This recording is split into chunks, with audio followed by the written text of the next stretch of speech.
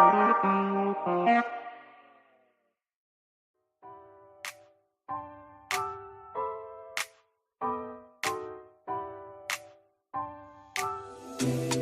gotta tell you something I could do. I could be running around chasing you, but I won't. Cause I got better things to do. Rather spend my precious time chasing somebody who loves me too. If I got $1 for every time you slam the door, I would be the richest girl alive. If you hadn't run away every time I asked you stay, you would sleep right next to me tonight. No, you didn't want me, all you wanted was a game to play, and you couldn't handle that I had my ways. Around your mind tricks and your side chicks, I'm a winner, babe. No, you didn't win this, it's a part of the game. In the beginning I just didn't know that you're an enemy I held too close. Now I know, cause you did everything to prove me wrong. You were not the guy I thought. Now I'm beating you at your own. Yeah. If I got $1 for every time you slam the door, I would be the richest girl alive. But you didn't want me, all you wanted was a game to play, and you couldn't handle that I had my ways. Around your mind tricks and your side chicks, I'm a winner, babe. But you didn't win this, it's a part of the game. Yeah, I beat you at your game, and if you were me, you would do the same. Man, I really love to play, and now that I won, then it's safe to say you didn't want me, all you wanted was a game to play, and you couldn't handle that I had my ways. Around your mind tricks and your side chicks, I'm a winner, babe. But you didn't win this, it's a part of the game. All you wanted was a game to play, and you couldn't handle that I had my ways. Around your mind tricks and your side chicks, I'm a winner, babe. But you didn't win this, it's a part of the game.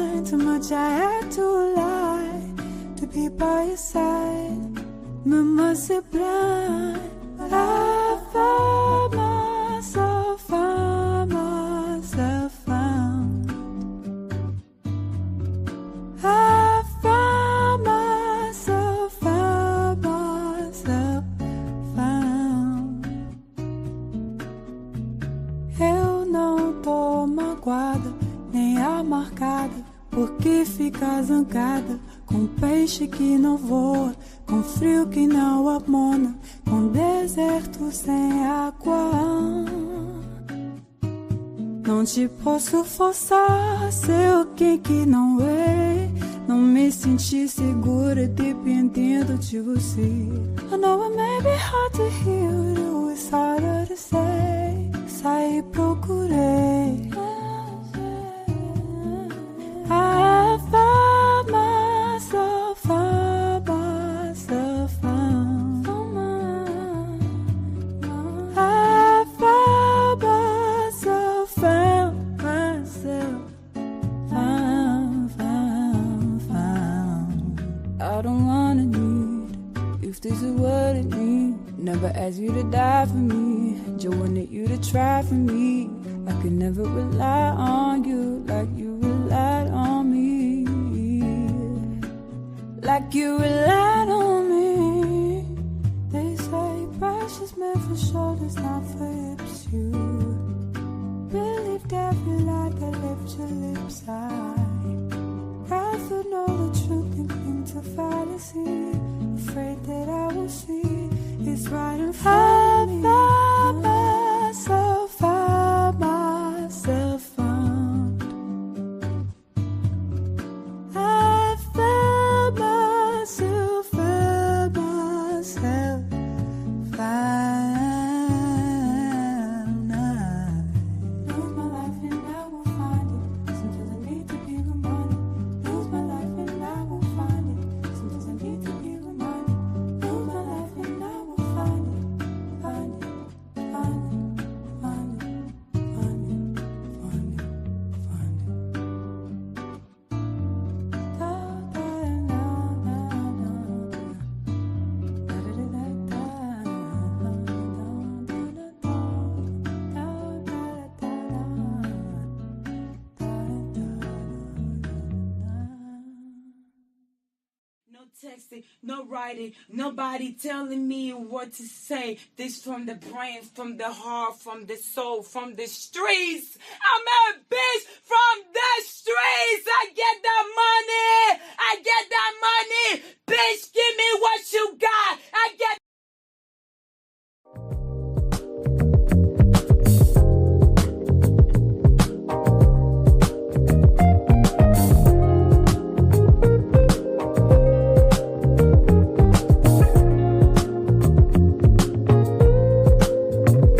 In this moment, yes, I cannot say what's wrong or right. No.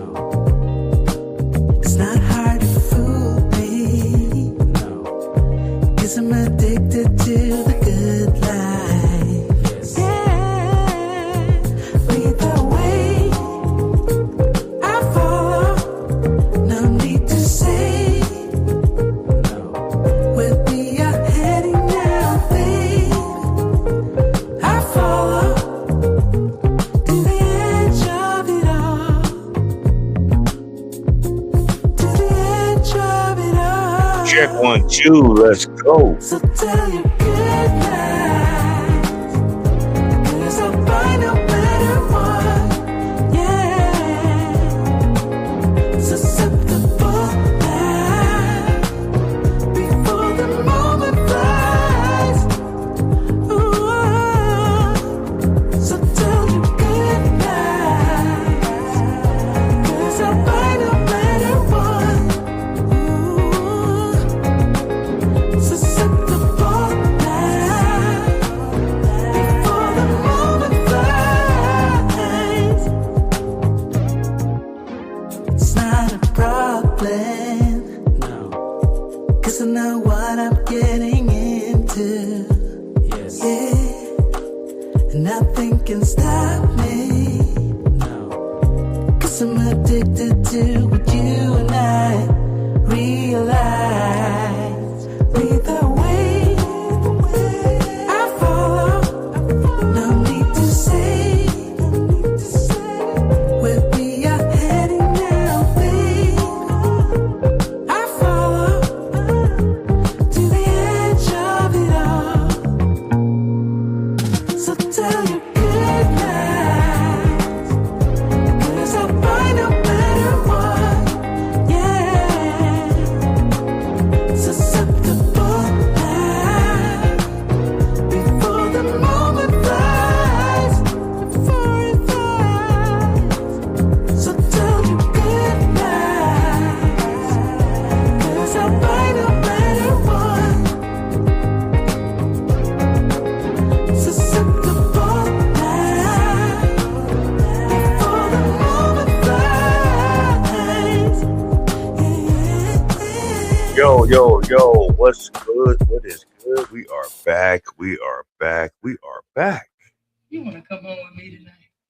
It's been a while. So what is it this time? You just want to be held, or you want the LD? What you think it is? I want the LD, baby. And then I want to be held. That's all right with you? You know me. It's my duty to please that booty. Yo, what is good? What is good? What is good? Happy Tuesday to everyone. Happy Tuesday. I am your host, Ross Lee, and you are here at another episode of the Black Bottom Roscast, where we here to bring the real, have grown folk conversations, and have a good time doing it. Shout out to everybody that is out here tonight. I hope everyone had a good weekend. Shout out to all of the newer subscribers that actually, because I know I was supposed to did a live stream Friday, had some personal family situations going on, so I had to tend to that. So it is what it is. And but I appreciate all the love and the views and the respect that I was getting on the shorts of last Tuesday's live stream. I appreciate all the new subscribers.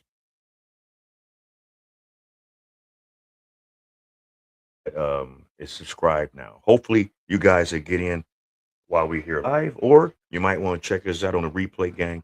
You know, because everybody got other things going on. So I know you ain't gonna just sit up and tune in to me every minute, every hour, every second. You know, so it is what it is with that.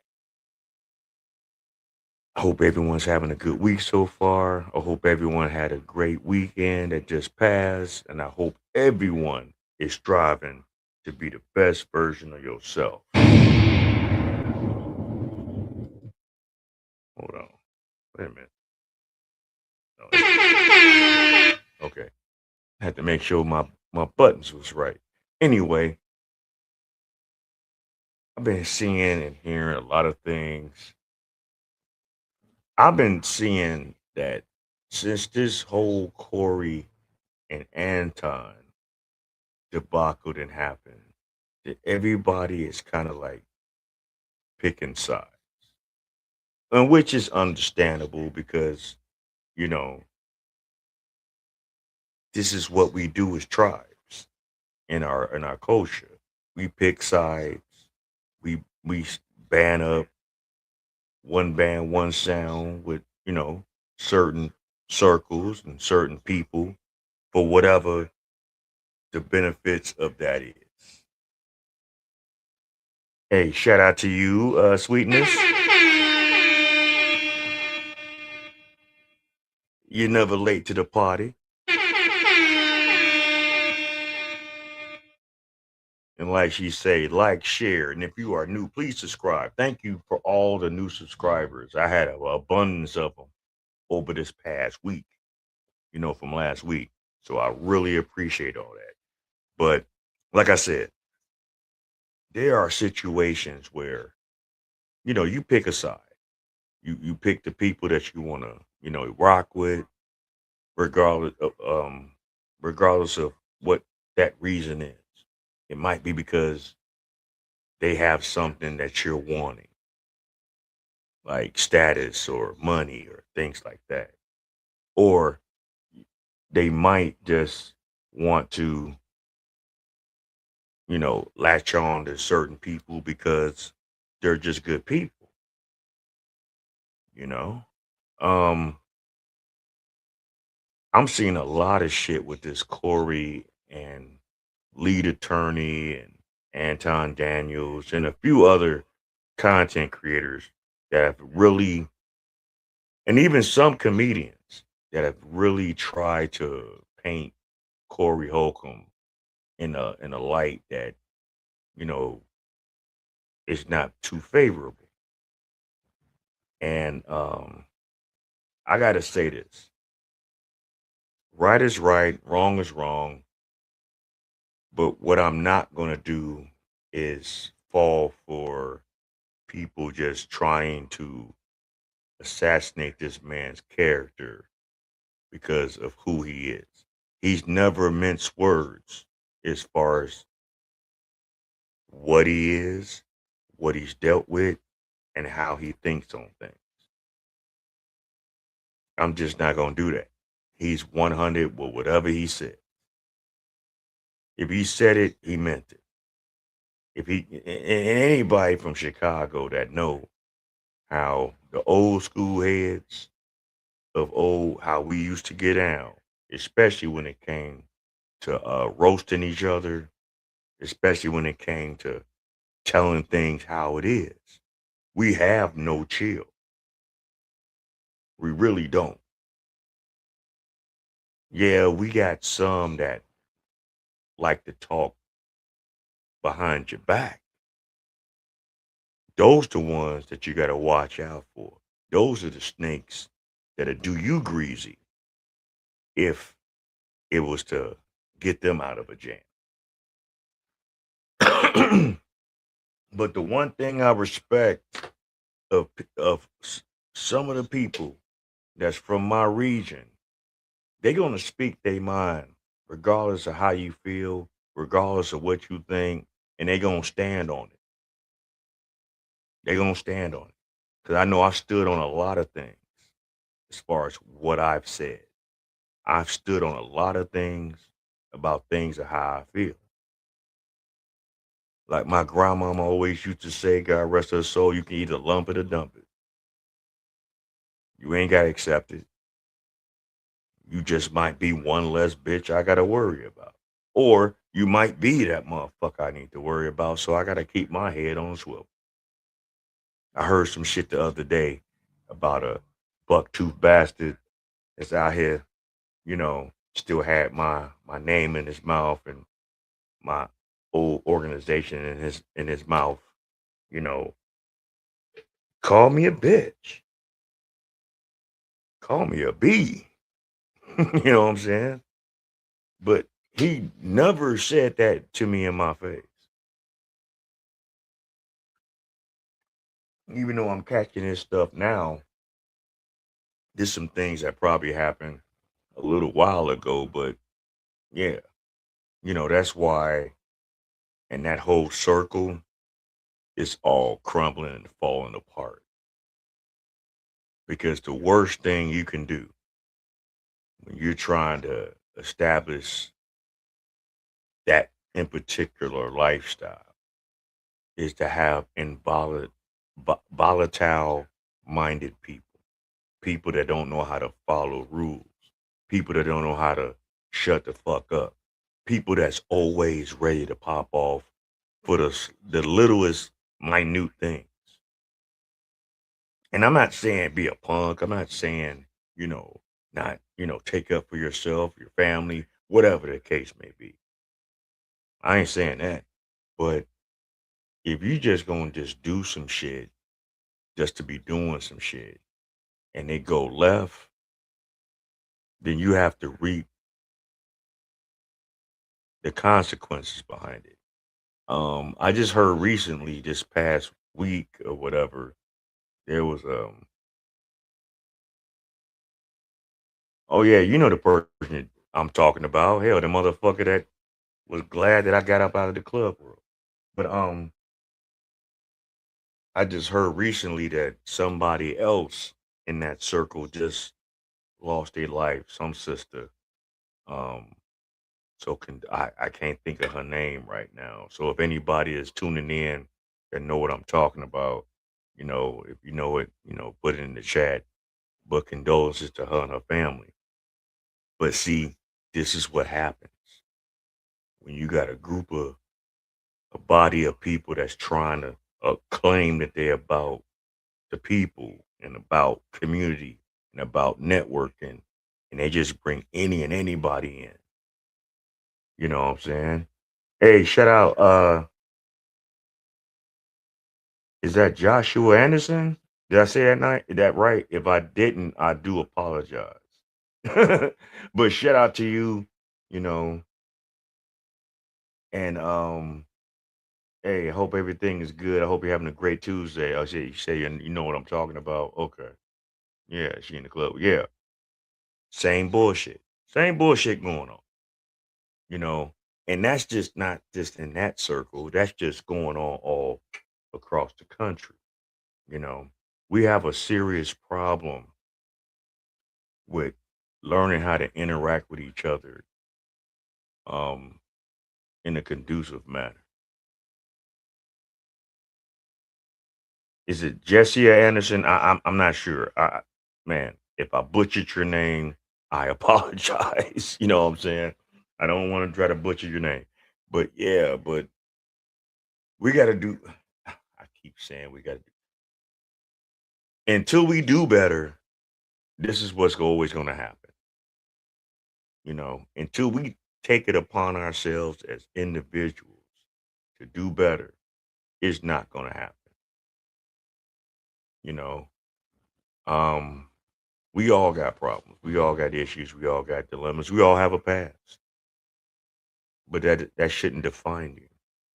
If you're willing and able to do the next thing to move forward in life, then that's what you should do.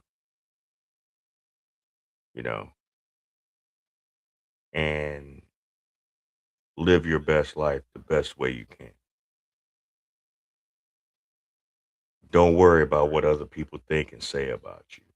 If they serve you no purpose, if they don't hinder your progression, then don't take it personal. Because listen, in life, we all gonna have haters. And if you have haters, you're doing something right. If no one's speaking on you and you know, for whatever reason in a negative light, you ain't standing on shit. But if you really making change, if you really making moves, if you really aligning yourself with people that is on the same accord as you, yeah, you're gonna have haters here and there. Brush them off your shoulder. You know what I'm saying? But anywho, I'm not going long drawn into that rant. I might talk about that little situation, but you know how we do. We always start off with a body cam. So shout out to my man Heavy Gant. We had the Black Bottom Cast. Oh, and by the way, while you here, get you some water, eat you some fruit, roll you a blunt, have you a beer, get you a cocktail, drink you some juice. But you gotta leave them pills alone, cause them mugs will kill you. This is our first time watching this, so hey, let's go. But the real chaos erupted later inside the police station lobby. Hey, yo, primary officer is the channel, guys. Link is in the description. If you want to watch this video without seeing my big head popping up talking, click that link. Go over there, support primary officer. But you should know, I only do these videos for my audience. Let's not waste no time. Who are you on your phone with? So we're gonna have to seize your phone. So go ahead and hang up. Seize my phone for what? Go ahead and hang up. Why? Uh-oh. Go ahead and hang up. They want to seize my phone, but I'm not under arrest for anything. You're not under arrest, but your phone's gonna be seized. No. You're gonna hang up the phone. See, we already be on bullshit. And this the shit that be pissing me off about our new generation. Everybody is so on these phones. They are so addicted to these devices. It's like any and every little thing they gotta always be on it, especially when they get caught up in jam. Why is that? Why is it that I've seen countless number of body cam videos, and every time potential person that getting talked to by the police, they always got to get on their phones, man. This is this look. Everyone's trying to have a Sandra Bland moment. Everyone's trying to have a George Floyd moment. Everyone's trying to have a Trayvon Martin moment. I mean, like, stop it, man. They have recorders on their bodies as well. So we all see. So let's go. I seized my phone, but So- I'm not in custody. so listen, There's so- three of them all around me. so listen. FaceTime me for a second. Does she know she in the police station? And still on the phone talking to somebody else that ain't there. Probably her mama. Why wouldn't it be her mama? You're in the police station. Hey, you think you got an option? Okay, let's watch this. This is going to be a good one. Come on. You listen for a second. So the fire is gonna be under investigation. That's fine. Okay, and we're gonna seize your phone. Okay. Why? Fire. Because the fire is under investigation. That don't sound good. So, like, what the fuck you got going on? What the fuck, you had to come to the damn police station because of some fire situation. Like, man, see, I don't know what it is about certain situations with people, but man, everybody is not just. This ain't the old times. I'll say that. This ain't the 80s. This ain't the 90s. It's cameras everywhere.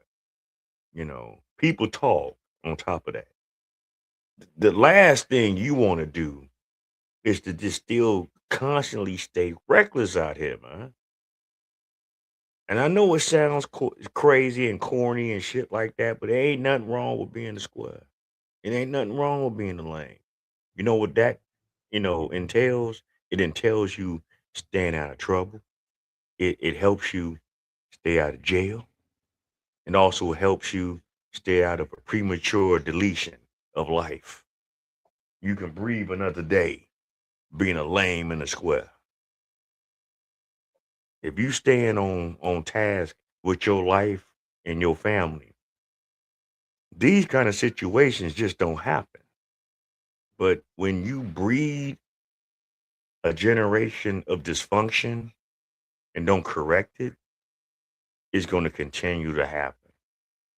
And I can already know that this person right here that they got in the police station grew up in an environment that had no structure, had no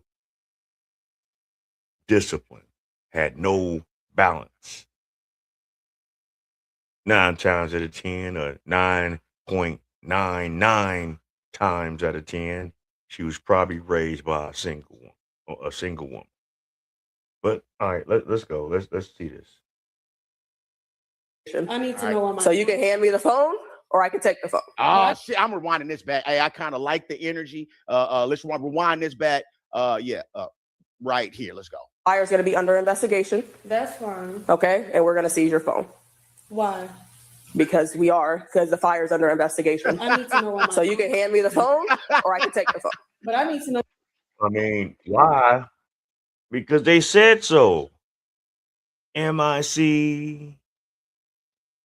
You see, we see you. KEY. Why? Because we ass, bitch. MOUSE. Motherfucker. The fuck you talking about?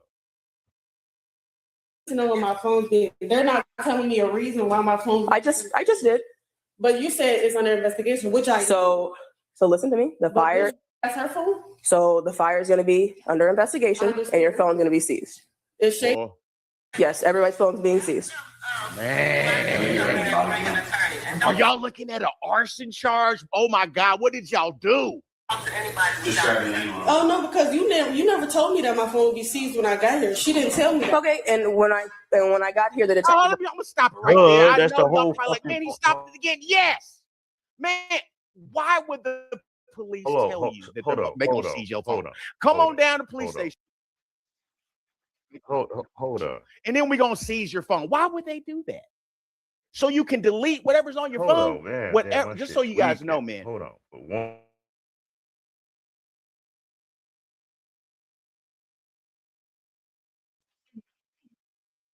As I was saying, because fucking StreamYard. But check this out. Why the fuck would the police tell you, oh yeah, we want you to come down to the station because we want to give you an interview for this arson charge, and we're gonna seize your phone. Why would they do that? I mean, seriously, why in the fuck would they do that? Because you know what's gonna happen? One, you ain't gonna show up. Two, whatever fucking shit you got in your phone, you're gonna delete. But duh, little do you niggas know, it doesn't matter what you delete off your phone. Anything that you put online, any text messages, any inboxes, any videos, anything that you put on social media that's associated with the World Wide Web, they can retrieve that shit, whether you deleted it or not. That is your digital footprint. And however you move on social media, if it was serious enough for people to investigate it, that had technology to go find that shit and retrieve it, oh yeah, they're gonna find it. So yeah, you know you done fucked up, right? Whatever you have on your phone, if you delete it, they can recover it. They got several ways to recover it. But anyway, that sounds silly. Anyway, let me just play it. Let's see what happens. Wasn't here. We were waiting for the detective, so the detective's going to seize your But phone. no one told me any of this. Okay. You told me that you were about to take me home. Okay. So I'm not going to sit here and argue with you. So you can hang up. You can hang up the phone, and I can take you home. Yep. So. No, they're not taking my phone and letting me leave. I don't know what I'm finna. It's 3 a.m. I can't go there. It's 4 police officers. She's in a police station. This is behind something domestic, and she's telling them what they not gonna do. And I can take you home. Yep. So. No, they're not taking my phone and letting me leave. I don't know what I'm finna. It's 4 a.m. I can't go without my phone. Well, how is she gonna go? Right, where am I gonna go without my phone? If I do the interview, that's up to you. You hear that? If I do the interview, You hear that? I'm telling you, the spirit of disobedience is passed down, y'all.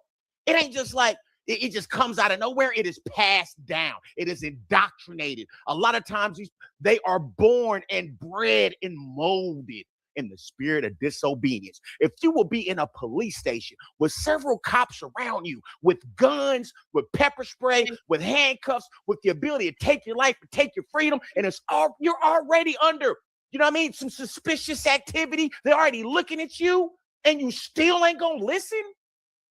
You think a man stands a chance?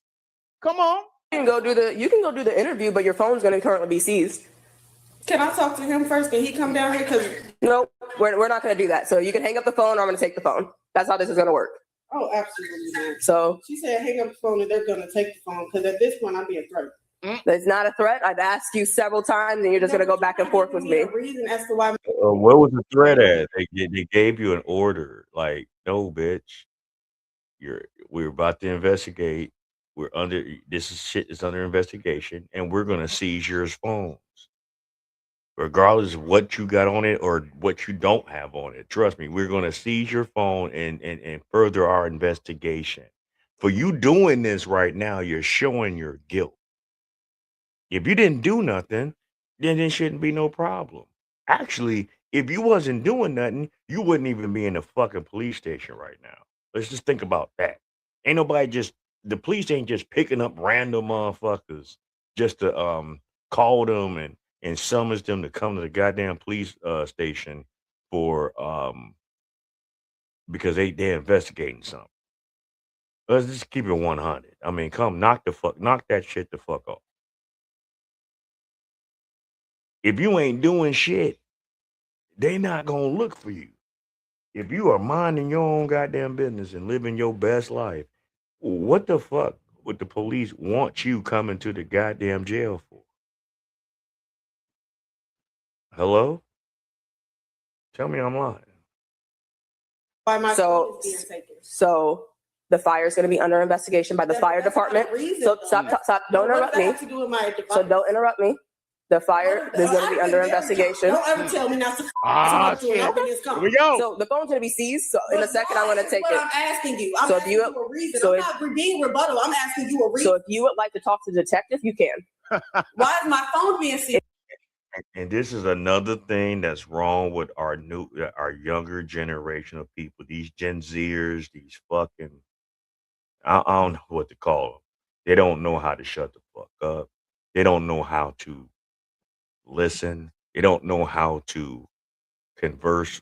They don't know how to do nothing but just deflect, deflect, deflect.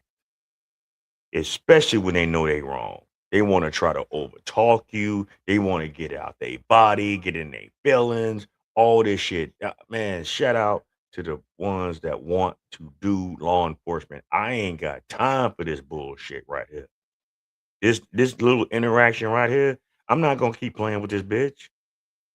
I said what I said, and you're gonna do what I fucking asked you to do. Period. We ain't about to go there. It's either you do what the fuck I said to do, or there's gonna be repercussions and consequences. That's just life. If you ain't did nothing wrong, then you shouldn't worry about it. If you would like to talk to the detective that is seizing it, you can. Do you wish to talk to him? Yeah, but Do you want to give an interview? Okay. no, I wanted to ask him why my phone's being seized because she said she could take me home, but without my phone, that doesn't make sense. It sounds like that's So are you going to talk to the detective? no. I need everyone to come and tell me why my phone's being seized because no one told me this until right now. Okay. Right this second. So Because it seems like that's the question. So the question. Why does everyone gotta tell you what the fuck it is that you gotta do? She told you what the fuck you need to do. And so just do it. Just Nike, nigga. Like, what is wrong with these people? See, this is what happens. This is the aftermath of drug babies.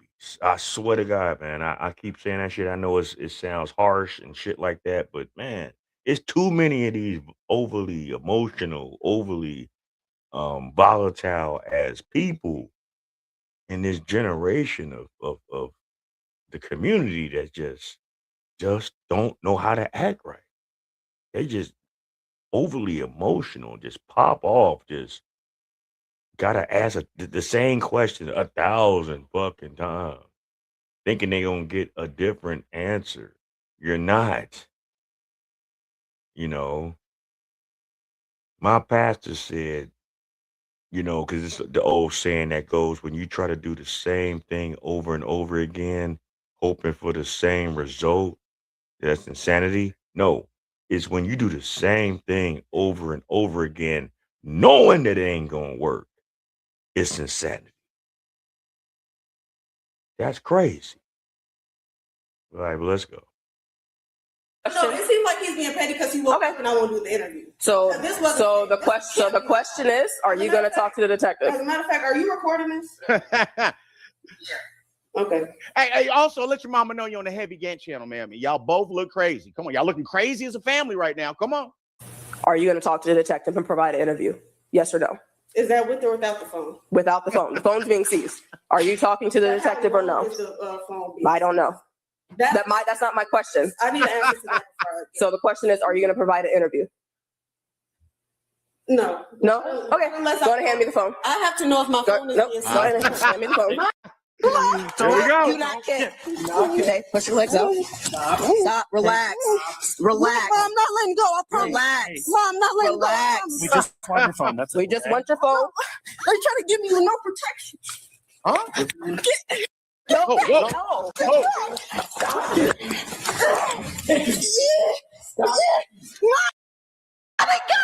Stop kicking. Stop kicking. And mama, I think her mama may be in on whatever this could be. I could be wrong. I don't think I am, no. You see what I'm saying? Let me rewind it back. As they're making contact, she's talking to her mama, and it sounds like a kid that they mama knows some information. Could be reaching, but I don't think I am. Here, rewind this back, dog. Listen to her. I have to know if my phone is. Go ahead and hand me the phone. Do not kick. Okay, push your legs out. Stop. Relax. Relax. Mom, I'm not letting go. I promise. Relax. Mom, I'm not letting. This is when you know a motherfucker guilty about some shit. She going through all these extremes to like not let them get her phone. You know, with some shit in that phone that's gonna fucking incriminate her. You know, with some shit in that phone of conversations that's leading up to what they're investigating. You know, with some shit in that phone that might possibly put this motherfucker in jail. And she think that this is gonna work, whereas they not gonna sit there and hold her feet to the fire, so to speak. But hey, you know, we gonna let this ride, so let's go. Letting go, I promise. That sounds like her mama said, don't let them get that phone. That sounds like a conversation that her and her mama said, don't give them that information. I'm not letting Relax. go. We just want your phone. That's it. We just want your phone. They're trying to give me no protection. No. Stop it.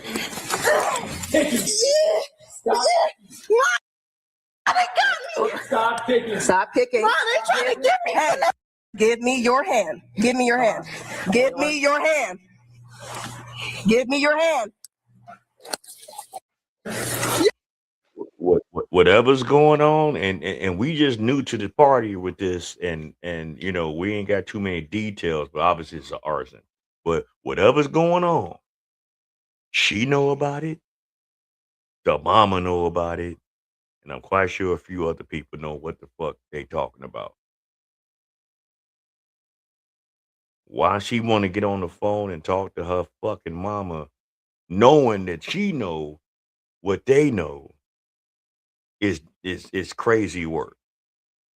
You know what I'm saying? It's crazy fucking work. But all right, let's see how this shit unfolds. We still got a little time. Yeah, we got a little time left. Turn her to That way. This way toward me. The grip of the patriarchy. give me. Roll. Give Man, I will say her dreads are beautiful. You see how clean they are, or twist, or whatever it is. Man, I like those. Anyway, come on. Give me your hand. Which way we roll? Give me your hand. I almost. I'm gonna keep doing the pressure. Yeah, the female, the super dyke in fucking state penitentiary gonna love her locks too. She gonna be washing them for her too. She gonna be doing all kind of shit too. She probably gonna make that motherfucker wash her damn panties and drawers and shit like that. But anyway, I'm just talking shit. Don't mind me. But anyway, let's go. Pressure point until you let go. Let go. What's this in? Release your hand. Release your other hand. Pressure point of obedience. Come on. Release your other hand. I got her elbow out. Open the hands. Right here. I got her wrist. Got this. Who has cuffs? Cuffs. Okay, you can let go. Watch it. Look under. Relax. I got her arm. Oh my God! Y'all put me in cuffs now. What did you think was gonna happen? You doing this in a police station? Like what? How did you think this was gonna go down? No, I'm not under arrest. Relax your arm. I'm not under arrest, she says. Are under arrest. You're under arrest. Relax your arm. Oh my God! Y'all put me in cuffs now. No, I'm not under arrest. Relax your arm. Are under arrest. You're under arrest. Relax your arm. You're under arrest for what? See, this comes from an imbalanced household.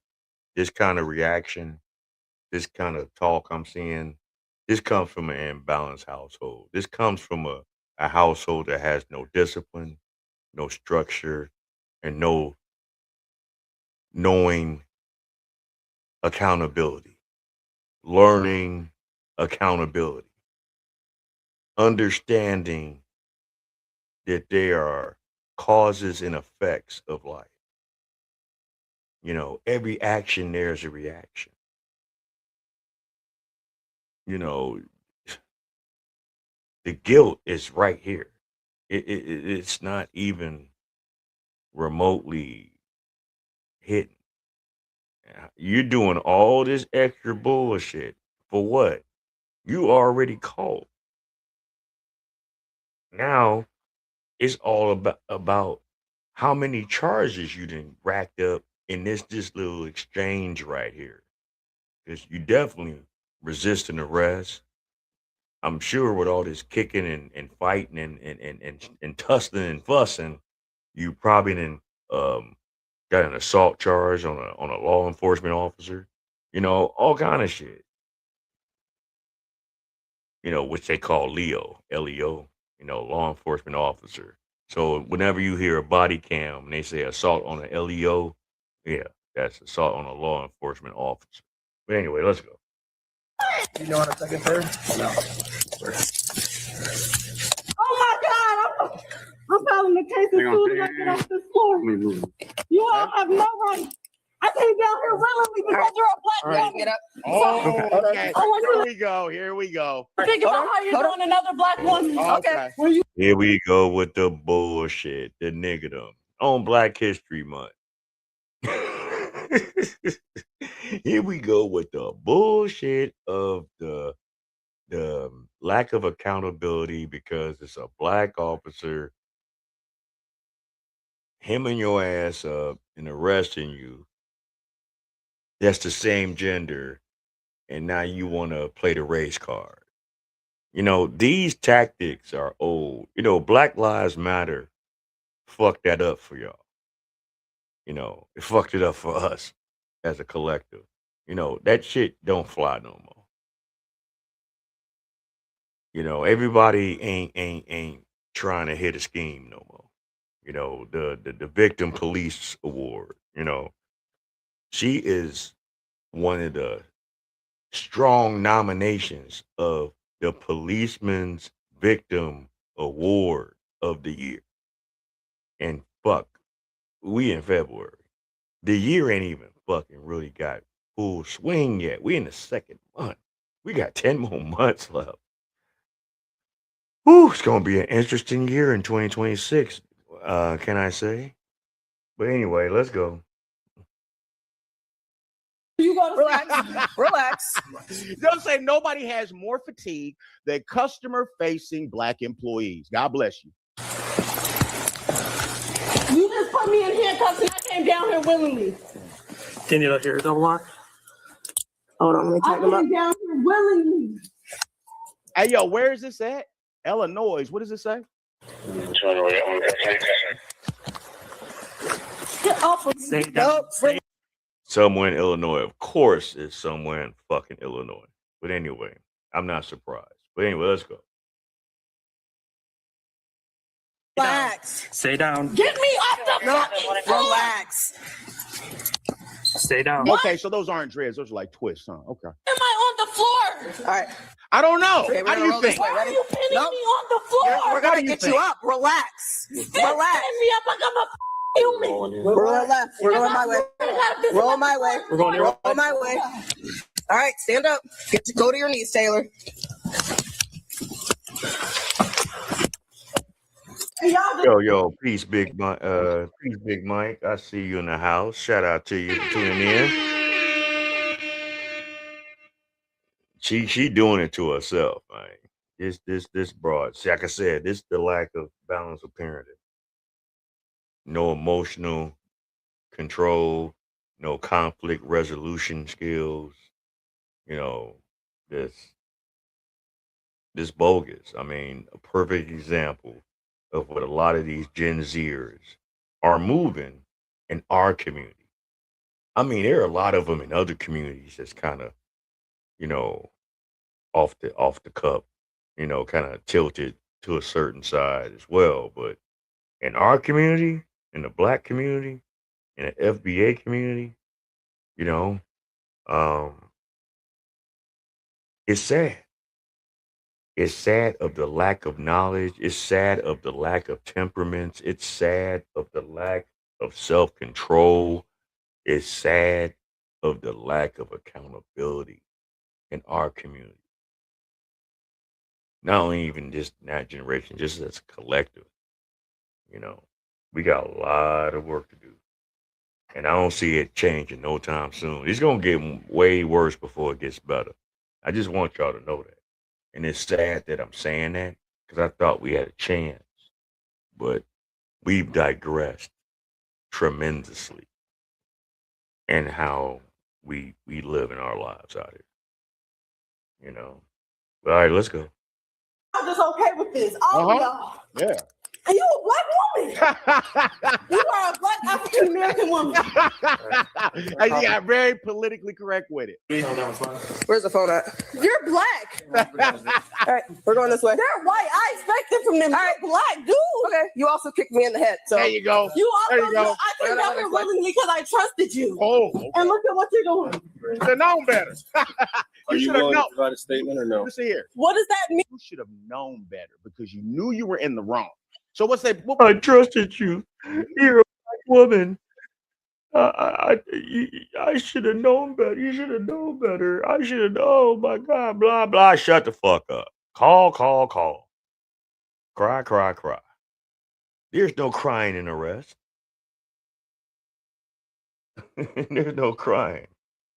You said because a lot of these females feel that they're supposed to be able to do anything they want without no type of consequence at all. Yeah, that's how they're taught. It's sad as it sounds. Even but the men too. The men in that generation too. They feel the same way too. But it is so pronounced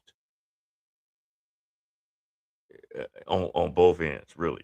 I can't say one or the other is worse, but in that whole ilk of people, and this girl is 18. She's 18 years old acting like this. Imagine what life is going to be for her from this point on. Imagine how she's going to be at 21, 25, 30.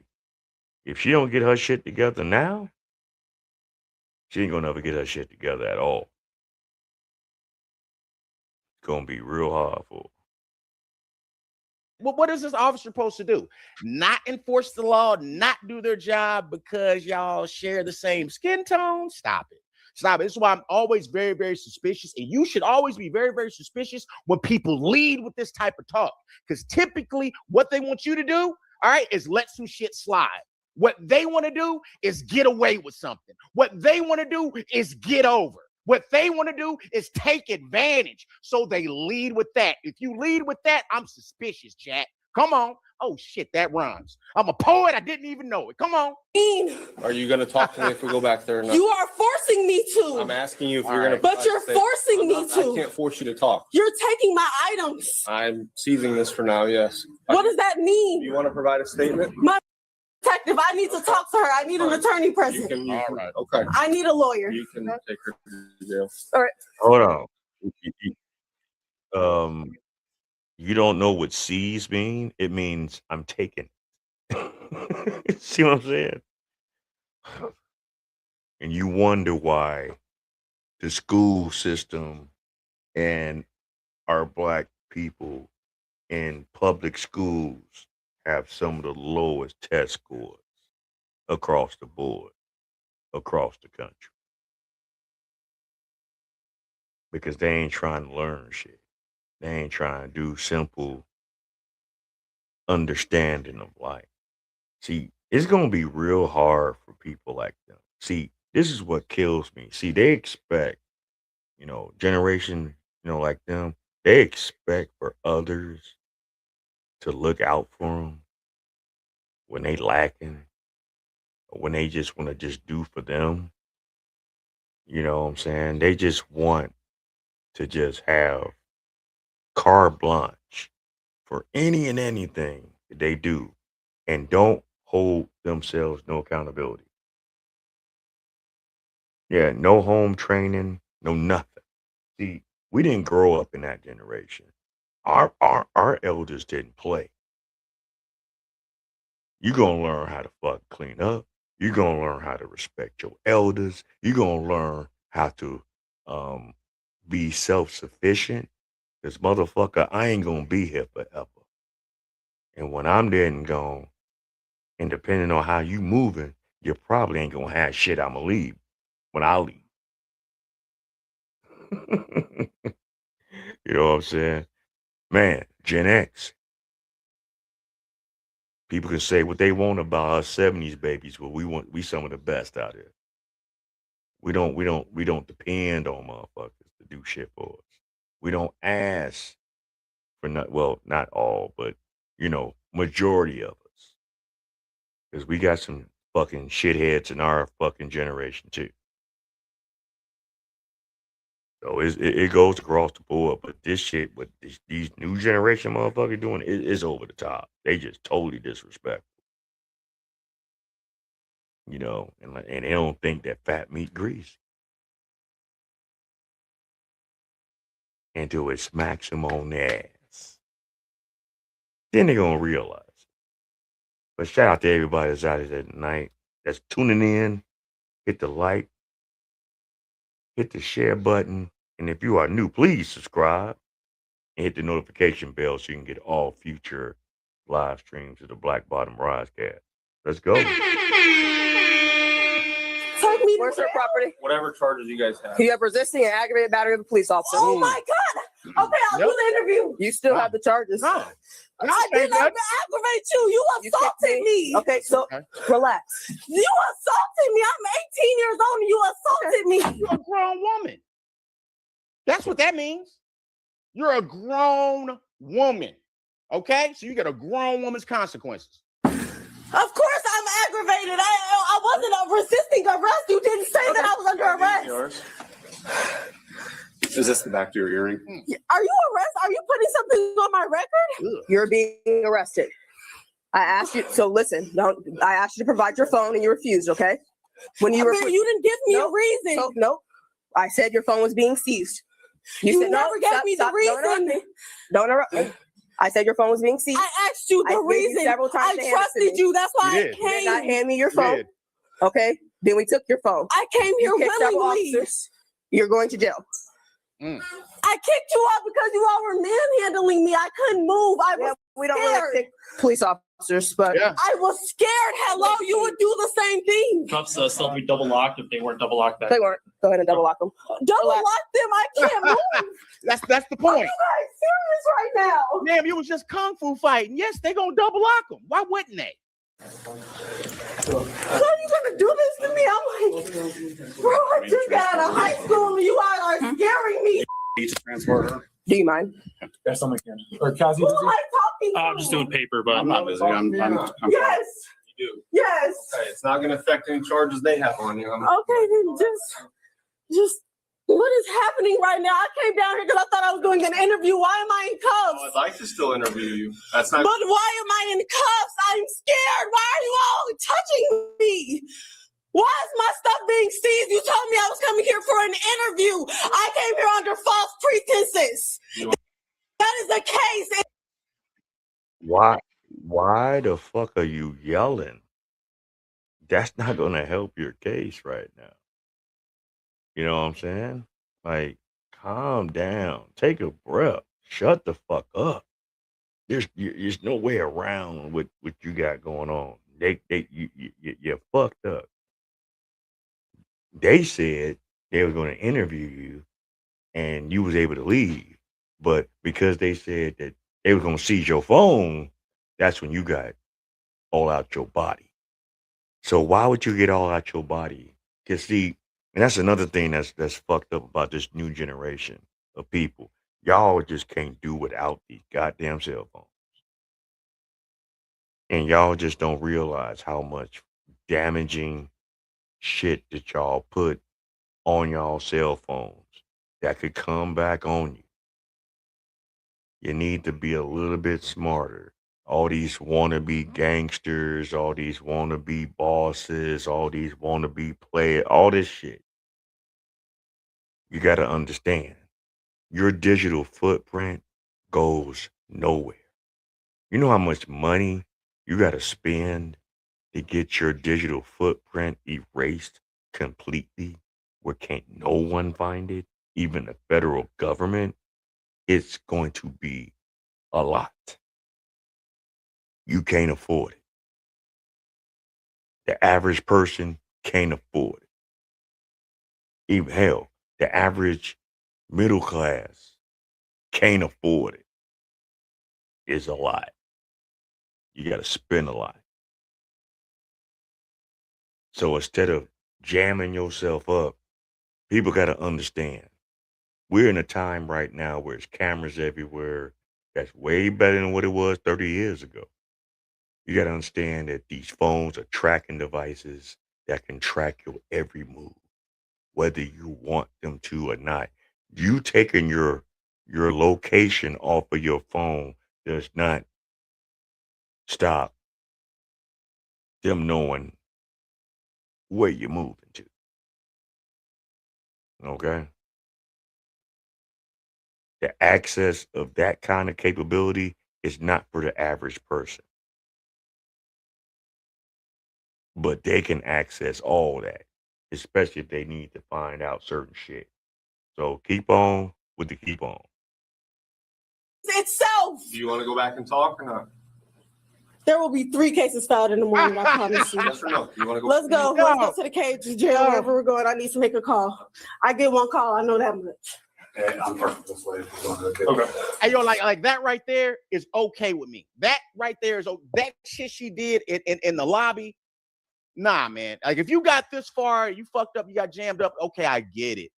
But to do that right there, I'm also thinking, what does her mama know? Do you guys think I'm reaching there? All right, but I think the way she was sounding there, like her mama knows something. I get 1 call, I know that much. Have 2 people going. Do you want to go with him? Do you have something or no? I just want to This is normal. I think this is normal, Illinois. Abnormal in normal. Come on. No. You're resisting aggravated battery. I just said normal. I resisted because you gave me no reason. You cannot search me or take my items with giving me no reason. So that you have a case for. And it was an aggravated assault. It's called defending myself when I feel that I'm in harm's way. Oh, okay. And that's the situation that you put me in because I thought I was coming for an interview. Oh, all right. And now I'm in handcuffs. You sure are. Without a phone. Oh. No. I patted her down. I'll search her right now. Right here. Why would you lie to me? I didn't lie to you. You did lie to me. I did not lie to you. Time. You told me he was here when we got here. You told me I was doing an interview and you were It's real simple, Sweetness. A lot of these young females are been raised by single women that ain't got not a clue of life the right way. They're too masculine. They're too hard-headed. They're too nasty. They just bums. If a man raised children to come out into the world like this, what would you think they would call those men? They'll call them a bum. And when my man Big Mike said, we say, boy, they love them phones. You know, listen, when my job was hiring, one of the questions was asked, can you be able to work 8 hours without your personal phone? And a lot of the potential candidates turned, I guess you're saying turned down the job. See what I'm saying? Listen.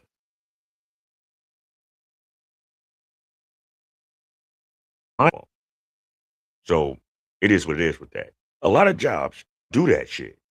So if the requirements is for you to not have your phone handy, nigga, put the phone away. Okay? Just put the phone away. Because what's more important, your phone or this money? See, their priorities is all fucked up. Like I say, no balance, no structure, no provision, and no knowing how to move in this world. So this is a lost generation right now, man. But take me home.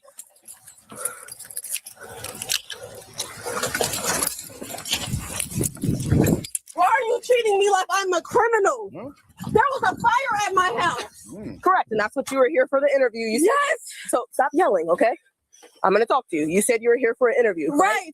Our detectives Trying to get that insurance money. Come on. come in from Bloomington. I don't know how long I think Mama knows about it. God bless Bloomington. Come on. it takes them to get here.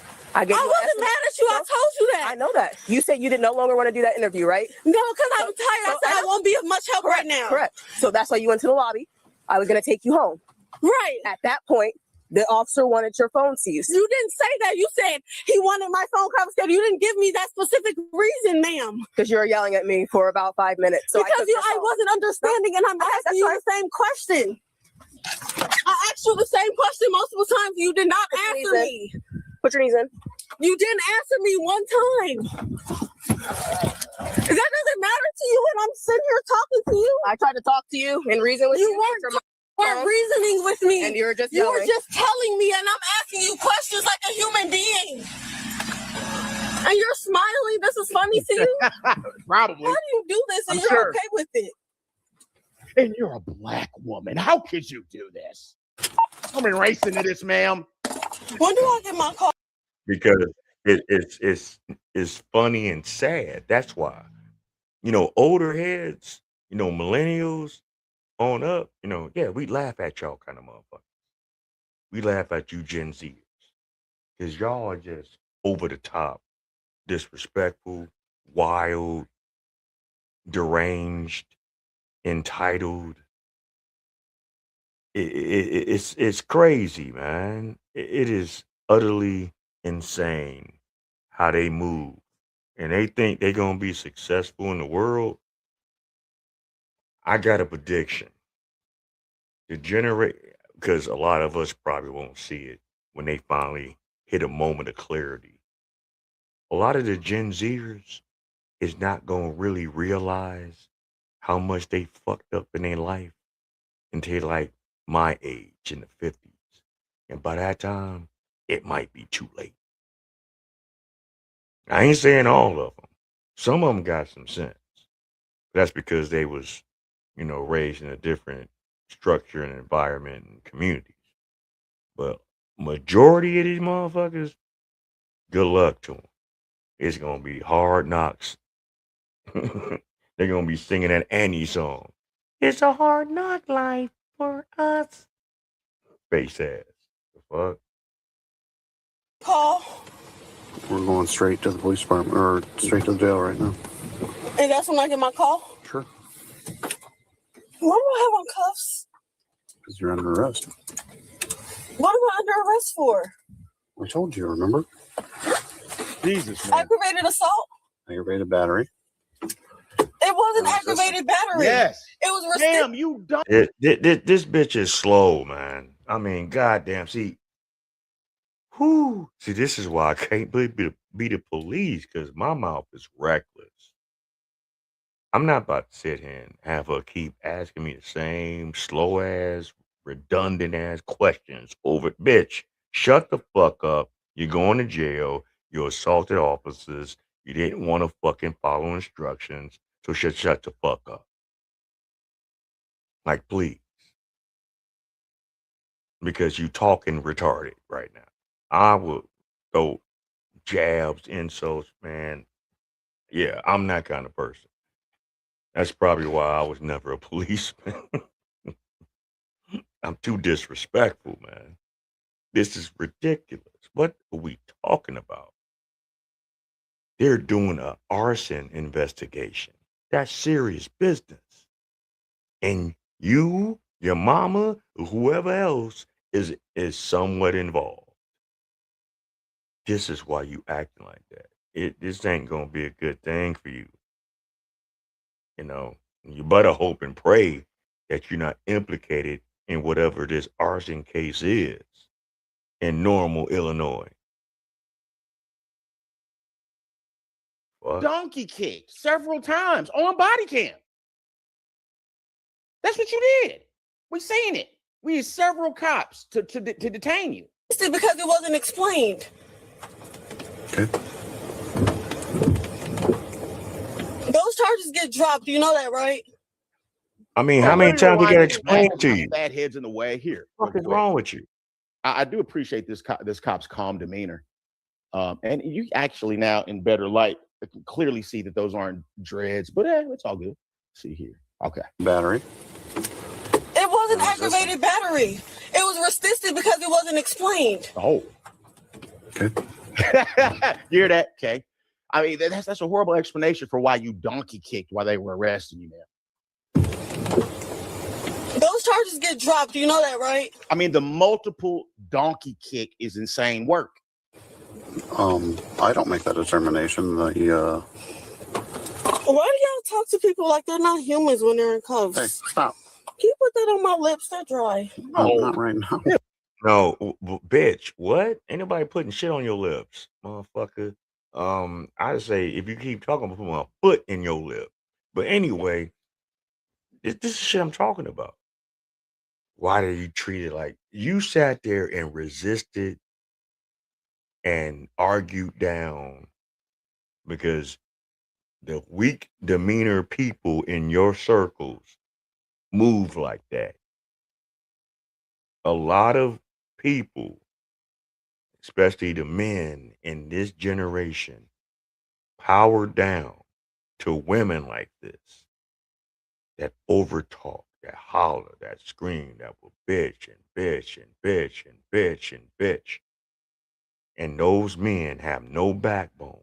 Those men have no standards. Those men have no drawing the line mentality. Hey, shout out to Not a Boy Kisser. Shout out to you again. One of my newer subscribers in the house. And shout out to all my extra new subscribers. I'm on a mission right now. I'm trying to at least get to 500. I know that I'm pimping. I'm at the black bottom. I'm just trying to build a platform so as we have a good time, have grown folk discussions, and do what we do. But hey, let's finish this off.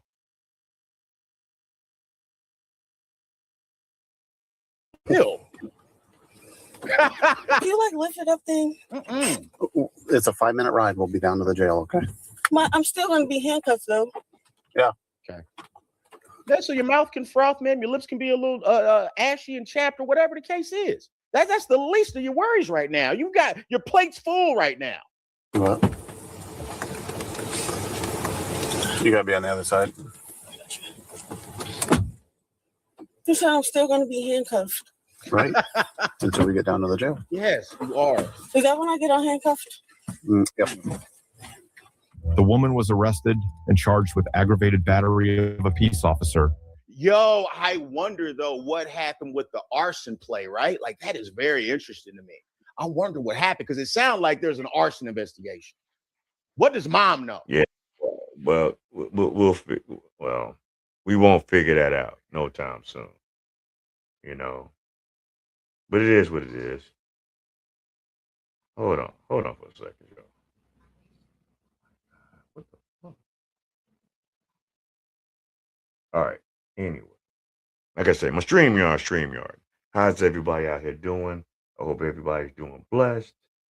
Yeah, that was wild shit, man. I'll always be Heavy Gant be always having some very interesting body cams. Being that this is the last week of Black History Month, I decided to put a little something out here, you know, pertaining to it. And the one thing that I don't like is that other blacks in diaspora, as far as how they really feel about Black Americans,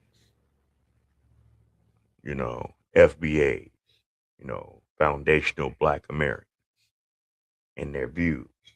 I ran across a video not too long ago, a few days ago, with this Haitian was on this in particular podcast. And the disrespect that she has for Black Americans on this podcast was phenomenal. But we're gonna have a little Black history along with it as well. Oh, I'm doing fine. Thank you for asking. I'm blessed. You know, blessed and highly favored. I appreciate it. But anywho, let's go to this.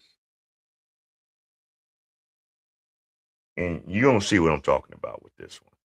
Shout out to AC Reacts. If you guys are not familiar with his channel, he does a lot of content. He's a real good content creator. Go over there and subscribe to him and tell him that the Black Bottom Bronze Cat sent you. He does a lot of good content. He's funny as shit though too. You know, me and him need to do a collabo one day. But all right, let's go. Cool. As far as I'm Haitian. Why? Where you from? What's your background? You American? Dirty Black American? Wait, what? Huh? What? Wait, what you American? Black American? What? No. Hold on. You said dirty Black American. You heard that? You just asked me. And she thought that shit was funny. And here it is. This fucking heifer from Haiti, right? Living in America now. In New York. But has the audacity, the immediate gall to call Black Americans dirty Black Americans. Now, don't get me wrong. They are some dirty ass niggas out. But who the fuck are you to say that shit? Coming from the background that you came from. And we're going to break this down in this video as well. So like I said, here we're going to let it go. I'm going to let this play. What I said. I did. Why you said that? Because that's what y'all are. Dirty Black American. She just said that? I did. A dirty Black American. I sure did. Because that's what y'all are. Just chill out. Not dirty Black American comment. That's all that. I'm sorry. You really took offense to that. I apologize. Anybody would take offense to that. I'm sorry. Cool. Cool. I don't know why they didn't tell her background. I don't know why they didn't explain where she come from. I don't know why they didn't check her. Because it's simple. It's simple. This is simple work right here. This is easy work. Let's go to where you are from. Let's start with that. Let's start with Haiti. Let's start with that. And then we're going to start into what happened when they migrated over here, why they migrated over here, how they was able to migrate over here. Yeah, let's do that. Let's go there. Haiti's capital, Port-au-Prince, seems like a peaceful city on the Caribbean Sea.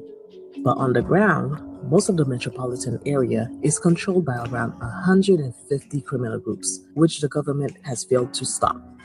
Their members terrorize the population through kidnapping, murder, sexual violence, looting, and burning down homes. According to the United Nations, criminal groups killed over 2,000 people and kidnapped more than 1,000 others during the first half of. And this is where she's from. But we dirty, right? Look at this one little part right here. Yeah, I know we got slums, we got ghettos, we got hoods, and it ain't the best kept. I will say that. We deal with a lot of shit in our black communities in the country, in the States. Or as people in like Boston, the Staties. But this shit is like war zone, like war torn area. Bible, let's go. Half of 2023. Almost 200,000 people have fled their homes since 2022 due to violence. Many lack access to adequate That's food, dirty. water, shelter, education, healthcare. That's and other dirty. basic services. So how did the situation get so bad, especially in Cité Soleil commune, where Talk about Haiti. Let's talk about Haiti. Haiti is the poorest country in the Western Hemisphere and one of the poorest in the world. You said, did you know that all Americans used to be black before Britain and all that invaded America? Yeah, I did. I know my history. See, I'm gonna start doing more content other than the popular stuff that's going on out here, like the everyday content that I see. I'm about to really start tapping in to some of the historical history. I know a lot of us didn't know that a lot of Europeans in the old days, the terminology for them out there was black. They called themselves black. That was a real thing. Even though they wasn't black, of course, but some sectors of Europeans considered themselves black. Was totally separate from the Africans. Yeah, I think it was like a status thing at that time. I'm not sure. I gotta really look it back up so I can give you the full details of that. But look that up as far as the earlier days of modern Europe. Some of the hierarchies were considered black. But anyway, let's go. World, with approximately 60% of its population living below the poverty line. Roughly 5.7 million people, nearly half the population, face acute hunger. Years of political instability, violent gang conflict, and natural disasters have crippled the economy. Key poverty and economic indicators in Haiti are poverty rate 60%, right? Income per capita is roughly $550 a year, or around $1.50 a day. Hunger. So basically, they broke as shit. Some of you part-time workers here in America, that might not be making a whole lot. Like you might make 20,000. Some of us out here might even scrape the $30,000 threshold. If you was making that kind of money in Haiti, you would be in the upper 5% of earners in that country. But we're dirty black Americans. Okay, let's go. Almost half of the population, which is 5.7 million people, suffer from acute food insecurity. Inequality. The richest 1% of Haitians hold the same wealth as the bottom 45%. Economic drivers. The economy is heavily dependent on agriculture, yet it must import 50 to 85% of its food. This is Francois Duvalier, also known as Papa Doc, right? Now, the reason why I'm talking about Papa Doc is because he is responsible for the first wave, the first massive migrant wave for Haitians to the U.S. And the reason why is because when he ruled Haiti, historians called him one of the most brutal dictators in the Western Hemisphere, if not the most brutal dictator. He was characterized by a reign of terror, corruption, and a systematic abuse of power, resulting in the deaths of thousands upon thousands, right? Some say 30,000, others say close to 300,000, but he had created a feared private military force known as the Tauntauns, which was translation for boogeymen, who operate. All right, so keep in mind, all these blacks that's in diaspora that have their own take about Black Americans. Black Americans need to know their history as well. You know, the Nigerians, the Ghanaians, I'm half Belizean, so, but I know my history as far as about that, and hell, they catch hell out there in Belize as well. You know, the Jamaicans, you know, all these modern Caribbean people that come to this country and suck the resources, but have the mediated gall and the audacity to talk bad upon us, per se. Y'all need to start clapping back at them and putting them on blast about their history. Honestly, calculated, and wholeheartedly. Because how the fuck you gonna come to a place where our ancestors lost their lives to where we can be even in the place, in the position that we are right now in this country?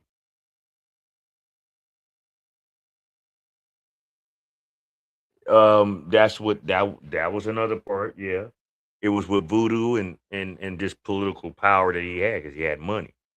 You know, he was a fucking crook. But I'm gonna let that play. I'm gonna let this play. Operated with impunities to suppress all opposition. They were responsible for kidnappings, torture, and public executions, often leaving bodies in the streets as warnings, right? He eliminated potential rivals, forced opposition, he forced opposing politicians into exile, and in 1964 declared himself president for life. While he and his cronies accumulated wealth, the majority of the population lived in extreme poverty with high illiteracy and poor health conditions. Following the execution of teenagers who painted anti-Duvalier graffiti, he ordered the disbanding of all youth organizations. Now, I want to talk about civil rights leaders, right? Martin Luther King and Malcolm X viewed oppression as a problem that's global, right? They viewed oppression as global, right? Now, Martin Luther King wasn't very vocal on, you know, what was going on in Haiti. He wasn't that vocal what was going on in Haiti, right? But he did say that any oppression anywhere is an injustice to all. But Malcolm X pointed out, and he pointed out in Africa, he pointed out in Jamaica, he pointed out in Haiti, and he said that in order for global supremacy to be taken down, we need to unite the diaspora and become one. And when he said that, you had people looking towards people in Haiti and inviting them, saying, hey, listen, if you're able to get over here, we'll give you aid, we'll give you housing. The government was not doing anything for them during the first wave, through the 50s and 60s. The government was not giving them grants, giving them loans, giving them anything. When they came over here, they were supported by Black Americans over here during the first wave. This is a fact. This is a fact. They were supported by Black Americans during the first wave. He became president in 57. So we're talking about the late 50s to the early 60s. That when they were over here, that their survival depended on us. Because at that time, that generation of blacks understood the struggle. They understood that strength is in numbers. They understood it didn't matter where you came from around the globe.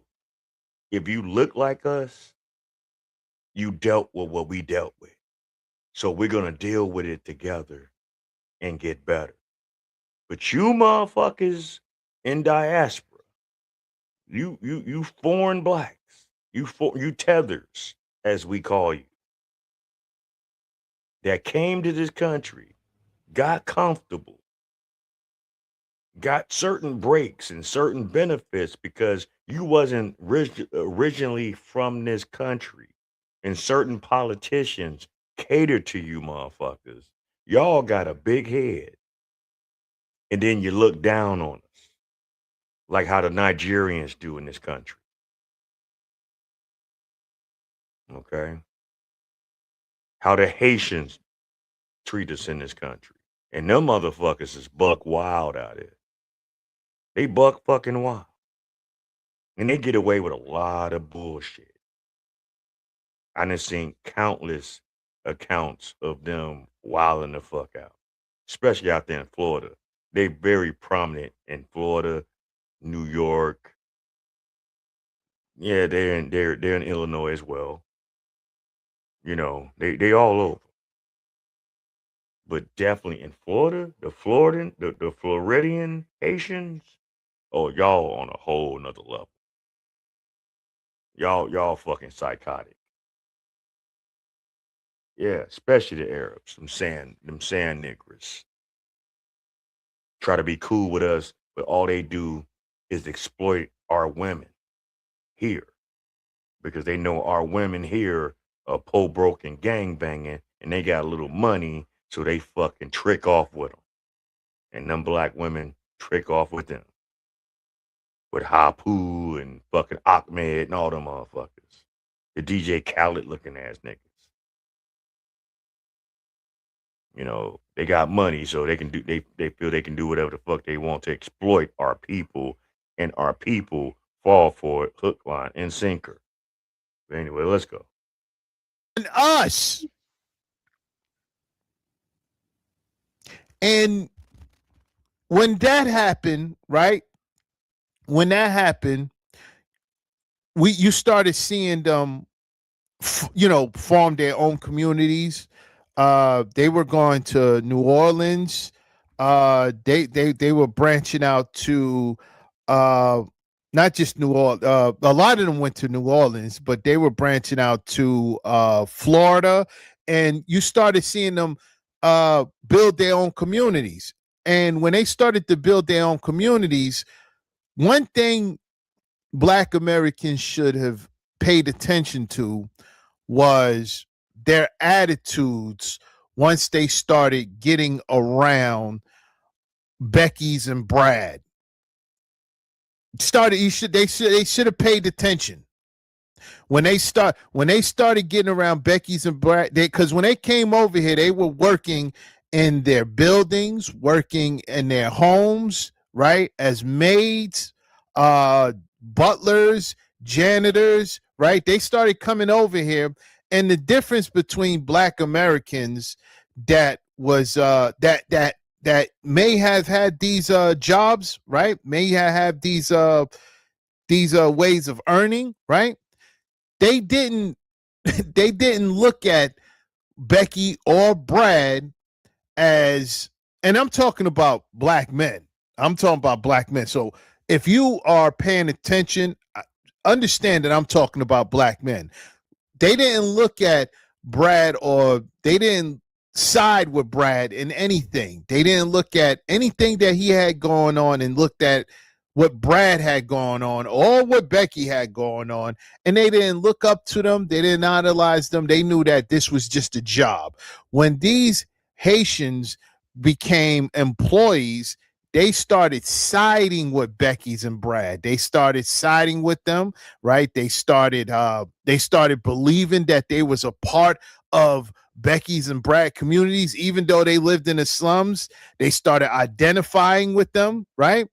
And Black Americans didn't pay that much attention to that. They didn't understand that these people are becoming a problem, because years later, when they started, when other generations popped up, like the next generation or 2 generations later, when they started being prominent in political positions, now you starting to see them saying, yeah, black people this, black people that. Oh, no, you don't deserve reparations. You don't deserve this. There shouldn't be a bill protecting black people. There's no problem over here. There's no such thing as racism.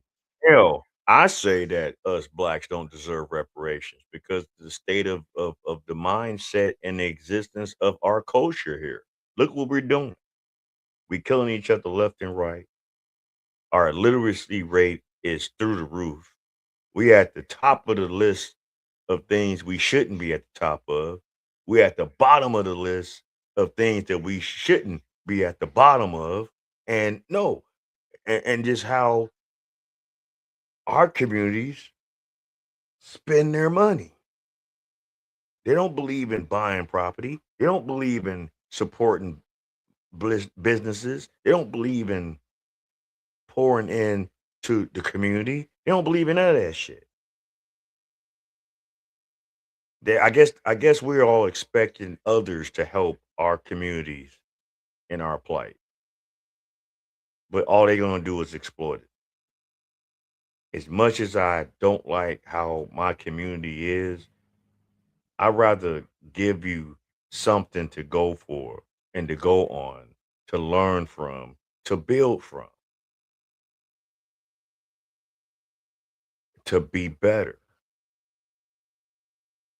The only way that's going to happen, this feminist mindset that you sisters out here are having, you got to change it.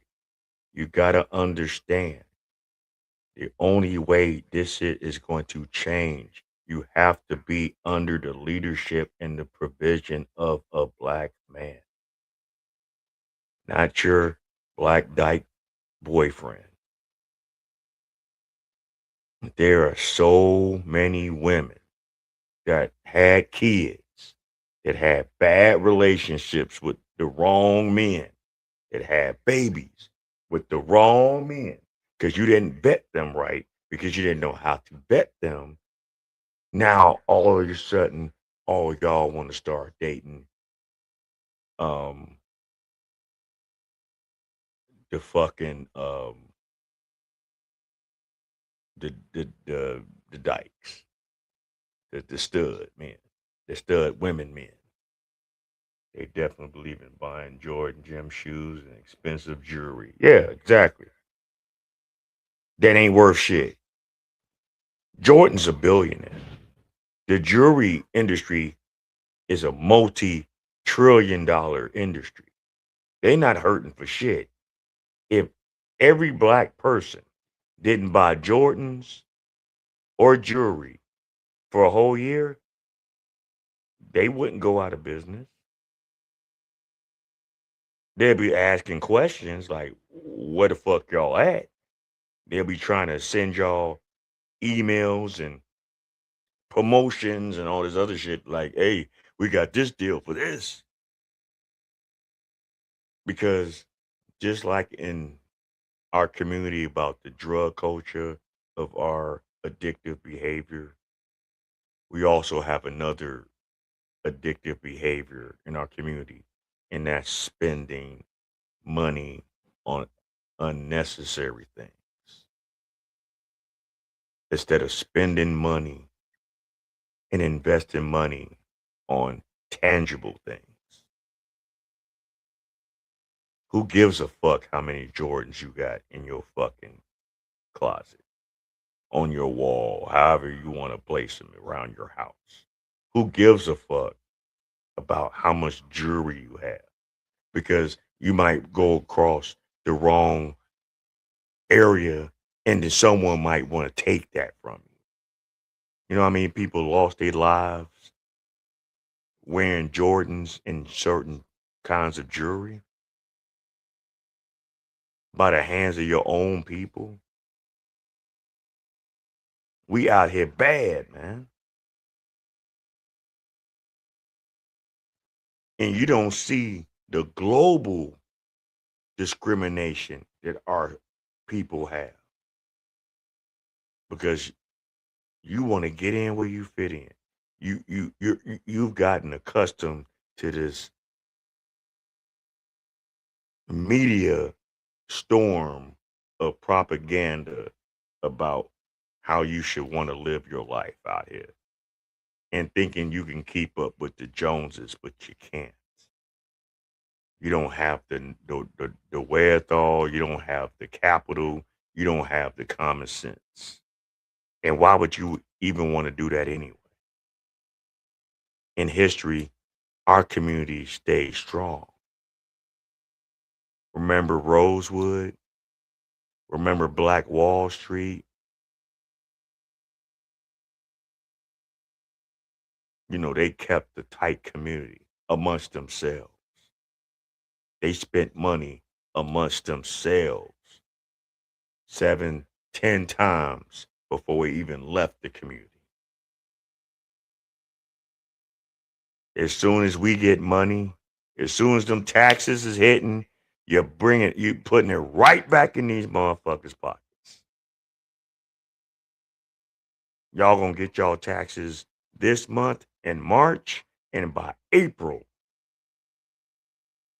early May, y'all gonna be broke. I said what I said, prove me wrong. You started seeing that type of talk. And that was coming from them, not just them. You know, we're talking about them coming from Africa, coming from Kenya. You started seeing that, but we're talking about Haiti right now. We're not talking about them. I'll get to them, but we're talking about Haiti. So the first wave, right, was because of Papa Doc. The first wave. Now, there were that is definitely something that happens in our community. We love to try to impress motherfuckers that don't give two shits about us. They would love to either take it from you or hate on you because of it. Why are we so hell-bent on trying to impress people that don't care about you with material shit? You should want to impress your children. You should want to impress your immediate family. You should want to impress your ride or diers. Fuck these outsiders, man.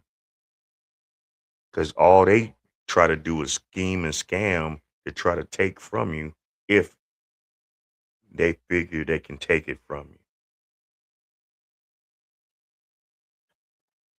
See, that's the shit that y'all not getting. That's the shit that y'all not understanding.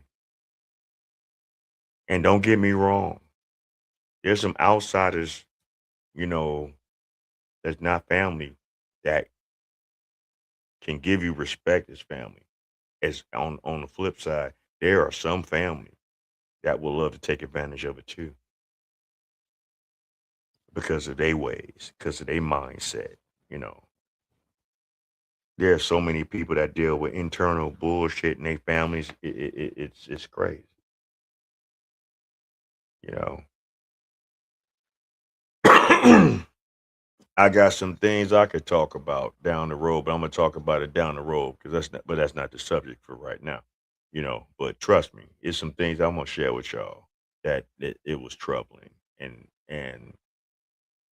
I didn't like it. And sometimes you just got to wash your hands clean from it. Nothing personal, but you're not going to stunt my growth.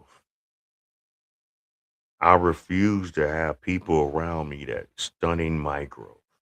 If we're not here together to build, not only for us, but for ourselves individually, I don't need you around me. Exactly. Perfect example. And then that bitch came up on some money and did the same bullshit. I just heard this shit recently. Did the same bullshit that what you're claiming Glorilla is doing. You ain't share your wealth when you had it. So shut the fuck up. See, when you don't maximize your financial potentials, if you don't know how to articulate your finances, if you don't know how to invest in things, if you don't know how to save things, if you don't know how to be frugal with your money, yeah, you're gonna jag that shit off. It don't matter if it's 5,000, 50,000, 100,000.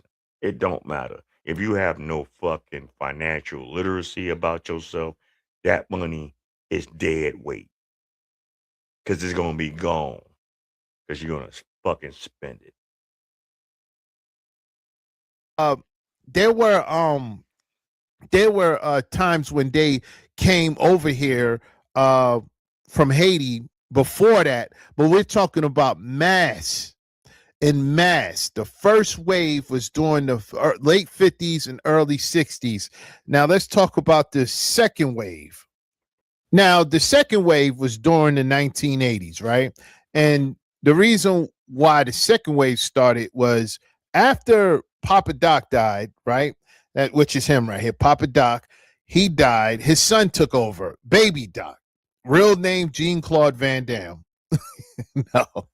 It's not Van Damme. His name is Jean-Claude. Same name, same last name as his father, right? But they called him Baby Doc. The reason why they called him Doc, right? Papa Doc, is because he was a physician. But in the 80s, right, when he died and his son took over, right? Nothing changed. Nothing changed. They started fleeing to the US. And when they started fleeing, they was fleeing persecution and violence under Baby Doc dictatorship, often called boat people, because they was fleeing on boats. They were called boat people. They faced harsh, discriminatory U.S. immigration policies that classified them as economic migrants rather than refugees, right? Resulting in mandatory detention at centers like Chrome Avenue, right? Now, migrants. Sound familiar, right? Ain't no different with what's going on today. Who's advocating for these so-called migrants? I'll wait. And there's nothing wrong with coming from a different country, even if you're illegal, but you got to do things the right way. Hell, they was horning in and it wasn't publicized like that. You think that just the Hispanic migrants was getting deported up out of here? No, it was Haitians and other. It was some Haitians out here too that was out here bogus. I can't think of that place of the city right now, but it was like about a year or so ago that a bunch of Haitians was being called out for eating dogs and cats and all kind of shit and just raising hell in one area. They like bombarded. It was somewhere like I would say like somewhere close to like the Boston area, the Massachusetts area, some shit. I gotta do my research. I'm sorry.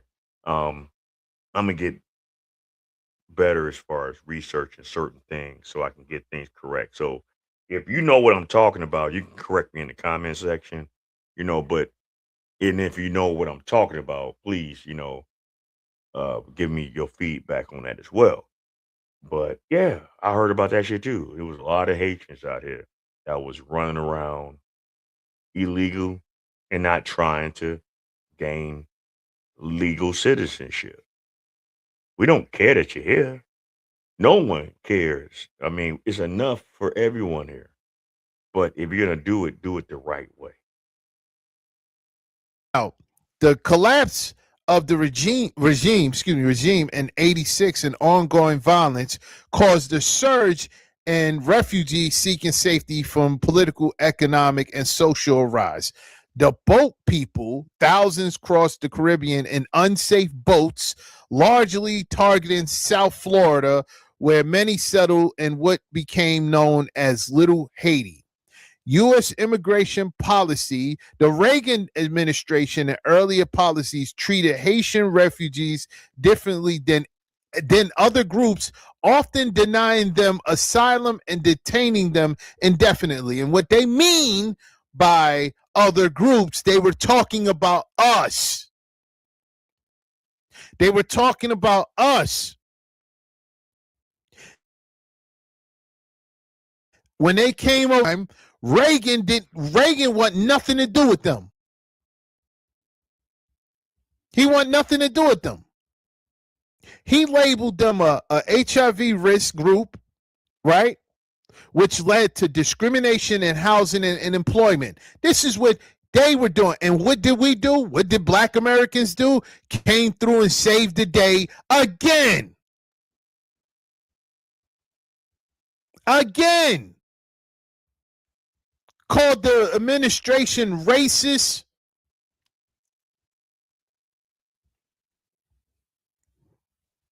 Gave them support, gave them political support. This why you know is you have to tell them, hey, listen, because I get tired of hearing about, the Haitian Revolution. When you look at them today, they don't represent any of that. They don't represent. All right, y'all talk about the Haitian Revolution. How many revolutions have Black Americans dealt with in this country alone? How many atrocities that we had to endure in this country alone in history? Throughout history, we are the culture. Okay? We are what everybody else that's Black wants to be. Even other races wants to be. Regardless of how dysfunctional we are as a collective, everyone wants to steal something or emulate something from us. We are the first and we will be the last. We are the Alpha and we are the Omega. But y'all need to see it that way. You all need to see the greatness in you. Damn trying to follow up behind somebody else. Get your shit together. Get some self-love with you. Even though I know we all can't get along, that's just impossible because everyone has their own agendas. Everyone has their own more ways and four ways and shit like that. I know that's talk that y'all not really familiar with. That's ancient Egyptian rhetoric talk, as far as your spirituality. I was trying to get one of the oldest books of the Bibles, in my possession from Ethiopia because it's the original text of the scriptures before it was converted into the King James Version. Customs won't even let that shit come through. Because what's really in the real book. See, the book that we got right here in the States ain't it. It ain't giving you everything that you need to know. There are things that are omitted out of that book. And it's for a reason. Because the book is about you. The book is about us. and everyone else took it and ran with it and made their own religions around it. And was just nothing wrong with it, but if you're gonna take something and build your own, give a shout out to where you got it from. You know, don't make it seem like, oh, you was the originator and the creator of it, because that's a lie. But that's another story for another time. Like I say, I got a lot of other stuff I'm gonna put on the platform pertaining to history that you guys are gonna like. So here we go. 80, any of what was happening when they were fighting for independence, when they became the first independent black republic and the only nation formed against the successful slave revolt. That was in 1804, okay? That was it. That was in 1804, following from the 1803 defeat of Napoleon forces.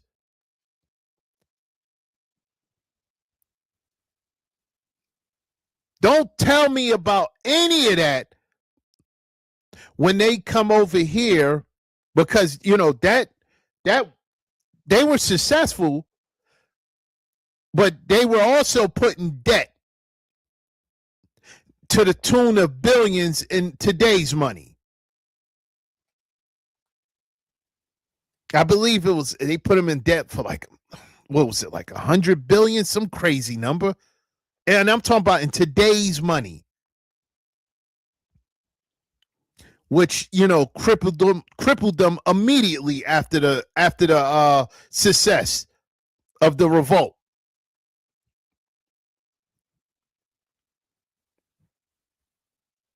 So when they were living over there, right, tearing each other apart, living in poverty, right, we welcomed them over here with open arms. To the point now is roughly around 750 to 800,000 of them over here now. And it's probably a lot more, but those are just the document. Those are the ones that's on papers. You know, when they were panicking, right? When they were panicking, just a few weeks ago, like last month, their visas were getting expired. They wasn't getting renewed. You had video. They was posting videos of them crying because they feared going back. And again, you know who were feeling sorry for them? Black Americans. Even though they were over here, which I didn't understand. How come you didn't get your citizenship? You've been over here for 25 years.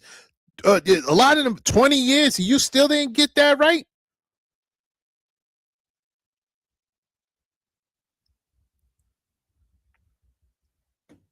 So now we got to sit back and hear somebody calling us dirty black. No. Y'all are defecating in the street, people. Your hometown is garbage. Where you from is rampant poverty. It's listed as the worst, the poorest country on the Western Hemisphere. You're number one for poor. You're number one for poor. And have the nerve to talk about us. Send her back. Send her back. Go back. Just like how Mississippi is the poorest state in the union here in this country, Haiti is considered the poorest country in the world. It's worse than Calcutta. And I thought no one could be worse than Calcutta. but it's worse than Calcutta. And you got the immediated gall to bring y'all happy fucking Haitian asses over here. Get a little status about yourself. Get in where you fit in out here. Absorb the culture of the culture here, and got the fucking the balls to say that we are dirty black Americans.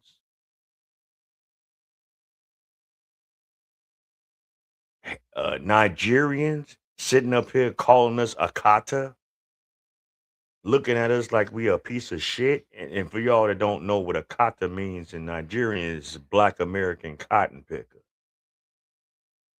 They all think that they are better than us in this country. It's up to you all to show them different. But guess what? How we moving in this day and time, it ain't looking good. Is this what we're going to be talking about 100 years from now? This time of our black culture right now? Because if so, it ain't looking good, y'all. No, you're dirty. You're dirty. Got the nerve. And you know, here's the thing, black men. Here's the thing, black men.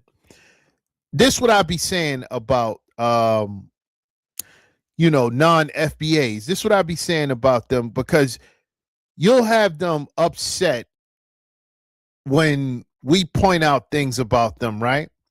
And when we point out the disrespect that comes from them, they'll say things like, oh, no, we're not with that. We're not saying anything negative about y'all or anything like that. The thing is, when y'all see your own people saying something negative about us, you don't check them. You don't step up and say, no, you can't talk about them. They were there for us. They helped us. They're the reason why they have generations of Haitians over here. You don't say that. You keep quiet. You keep quiet. So I don't want to hear that, oh, no, not all of us, because you keep quiet. None of them made a video saying, was she, putting her on blast, checking her. Nobody made none of them made videos. And it doesn't happen when you see Kenyan. And another thing about Haitians, especially they women, a lot of them that have gotten married in history, like over the last 40, maybe 50 years, it's all been through arranged marriages. Those poor families linked up with someone that had established themselves, and that poor family wanted to auction off their daughters to the highest bidder. Okay, I had a homie here. I had a homie here in Chicago that dated a Haitian girl back in, like, hell, we can go back probably late 80s, maybe early 90s, shit like that, up into the early 2000s. No, I say the late 90s, early 2000s. This woman was from Haiti, but she caught a liking to one of my homeboys. But she was supposed to have been in an arranged marriage, and she didn't want to do it. So when she decided to make her decision to deal with one of my homeboys, her family disowned her. Now, keep in mind, this is my homeboy. Love him as a brother, but he was a piece of shit. Didn't do right by this girl. Got into all kind of mess out here in these streets. And she was right alongside with him. It got real bad. It got really bad to the point where she said, fuck it. and begged her family to get back into that number so she can get out of this shit, because she wasn't living that righteous bondage. And that's some of the things that they look at from us as well, especially when they decide to want to deal with you as far as us Black Americans in relations, and you don't live up to being a man that you're supposed to be. Yeah, that's another reason why they look at us crazy. It's being dirty. So do I blame them for saying that about us? Really, not really. But at the same time, you should hold that to the chest and be offended by that shit. You know what I'm saying? You should honestly be offended by that. You should wish nothing but content for people that think like that about you. Like, real talk. Yeah, that was deep. But we gonna keep going. I ain't trying to be here too long, y'all. Lord knows I'm not. But I got another one before we get to the main event. It's my girl Crimson Cure. She got something to say about the promiscuity of the modern Black woman. And I think this is something that y'all really should take heed to and really listen to. You know. So without further ado, let's go. Hey, all my Crimsonites, and welcome to the Crimson Cure channel, where we embrace our femininity, increase our womanly values, and celebrate our brothers. So join me on our feminine journey to learn, heal, and grow. We're gonna unpack the hypersexuality. Y'all have used feminism to have an entire thought culture. Thought culture came from feminism. Thought culture came right out of feminism.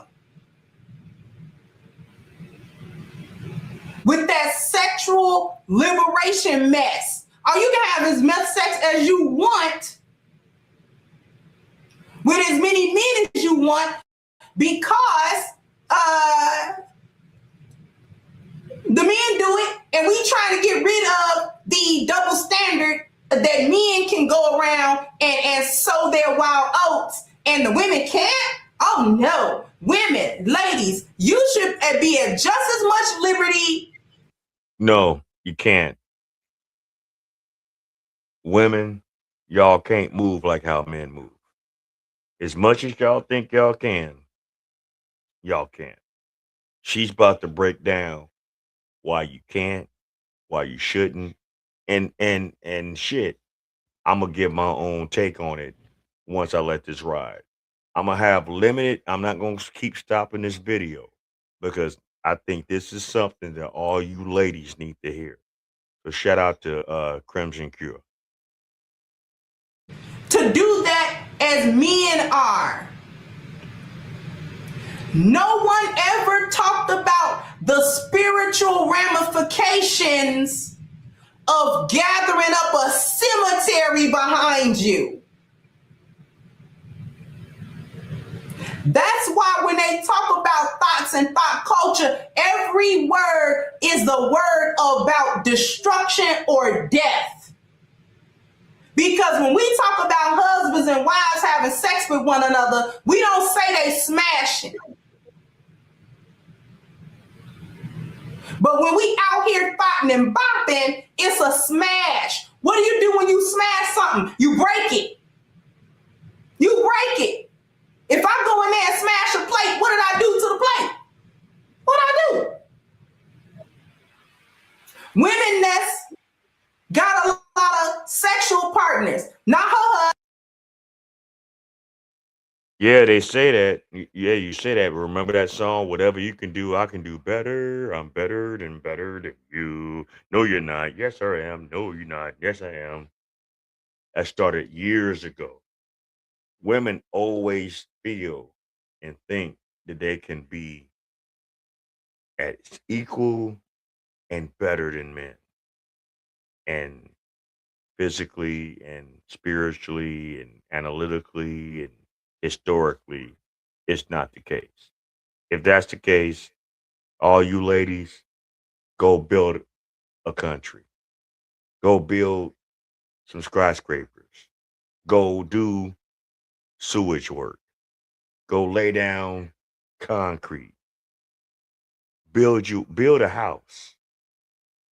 Okay? From the ground up. Do some crane work. All right, anyway, let's go. Husband, what they call them? Bodies. What is a body? A cadaver, a dead thing.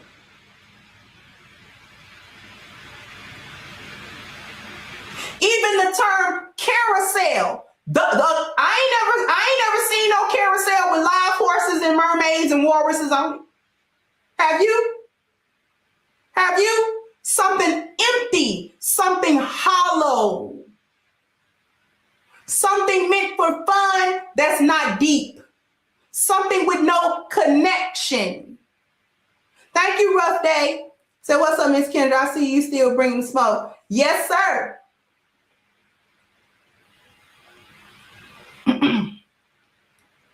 When people are married, we don't have that terminology. Pumping and dumping, smashing and grabbing, knocking down. I knocked them women down. I knocked them. All of them words have connotations of destruction and death attached to them. That's not a mistake. Language is culture and language is powerful.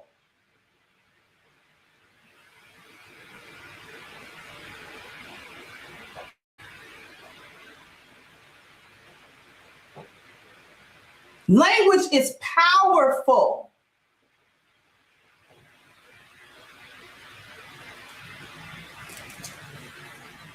And there are not any mistakes, just the word thought. Those H's over there. That's what that acronym means. And women have used women's lib as a way to just be promiscuous. That's biological. That's a biological problem. Nobody ever says how that breaks you emotionally and spiritually and a lot of times mentally. Nobody talks about the sexual discipline. Because even though the double standard exists where men don't get talked about if they have had a lot of sexual partners, but there is a such thing among men where if a dude his body count too high, other dudes be like, ooh. So you will knock anything down. Because to get to that number, you knocking anything down. You're not even being selective. You a dirty D. You dirty D Rodney. You dirty D Derek. Okay? Bruh. Am I right, fellas? I've heard men talk like that. A guy come in and say a ridiculous number. What?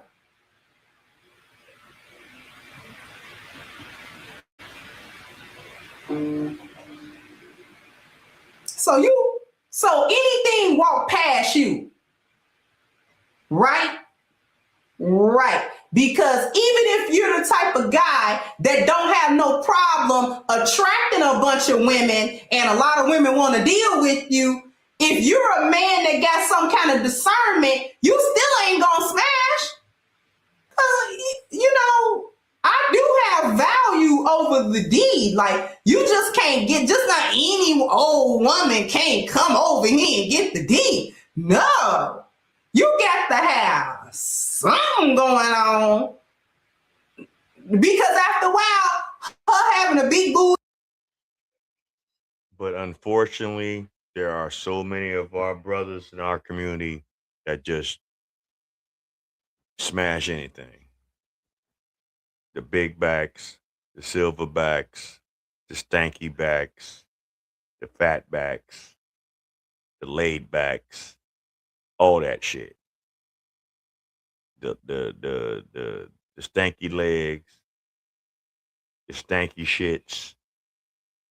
And they think just because, you know, they showing a little skin, putting their tatas out there in the streets for everyone to see, it's always gonna be some creep body ass motherfucker that's gonna try to go for it. And that's where us brothers gotta draw the line.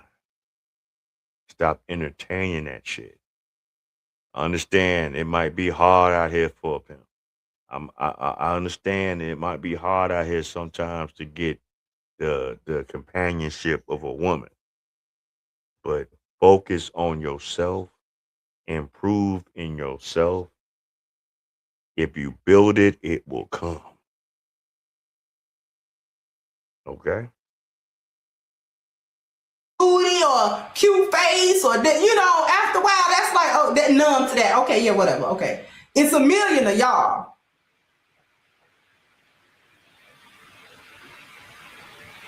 So a dude with particularly high numbers is lacking, he ain't got nothing to do. And he don't have no discernment or discipline with his sex. And that can break men too. And nobody talks about the cost of promiscuity. What I just say about that? That can break men too. Emotionally. Spiritually is problematic. He's not having so many problems physically from that. He's not being physically worn out the way a woman would be physically worn out by a particularly high number of sexual partners. But emotionally and spiritually, there's a consequence for him. Thank you, Miles. Say, Kendra, you cooking today and I'm eating. Well, eat on up. There is something going on with him because men who have their spiritual selves intact are not up after everything walk past him. He'll look, he notice it.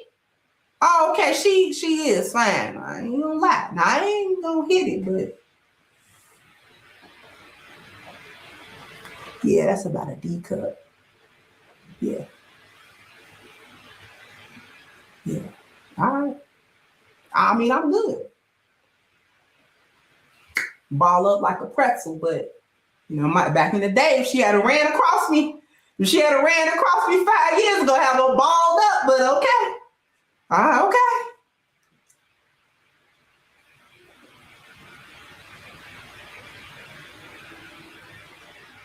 But men who have discernment, they don't do all of that. It's not that they no longer see women. They just have some type of spiritual grounding that helps them not devalue themselves sexually as men.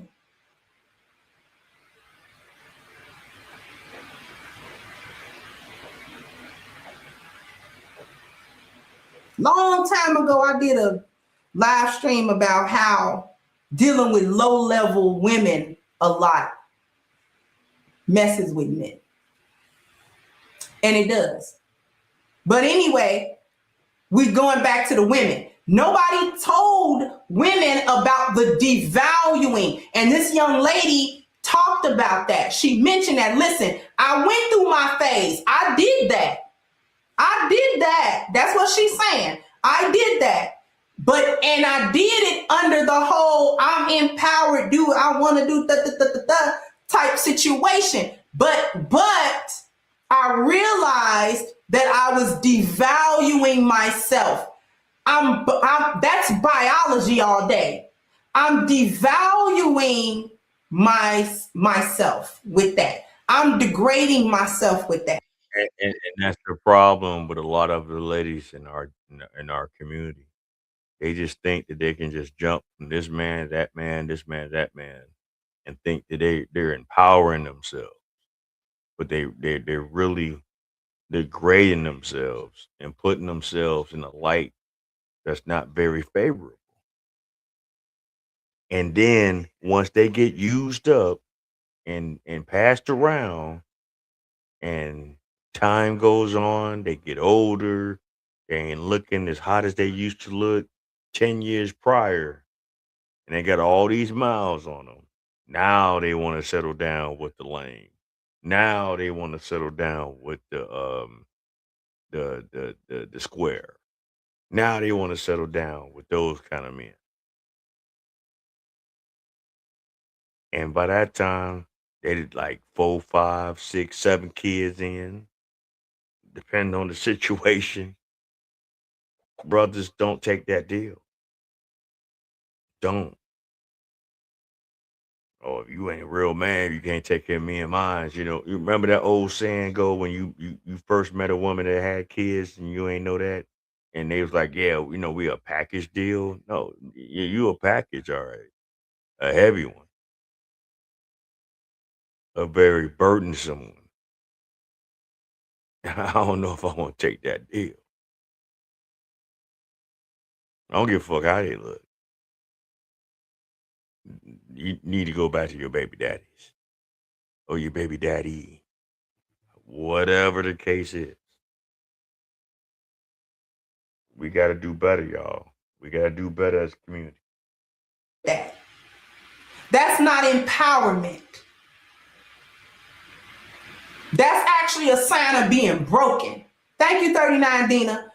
Constantly letting a man, any kind of man, enter you. That's brokenness. We take on so much trauma. We take on so many broken spirits. We take on so much as vessels because no matter what feminism tell us, we are vessels. And we intake what men give us physically and spiritually. We take that in. I hope y'all ladies know that. That's why it has always been morally and ethically correct and accepted that women's value is higher when she doesn't have all of these sexual partners over her lifetime.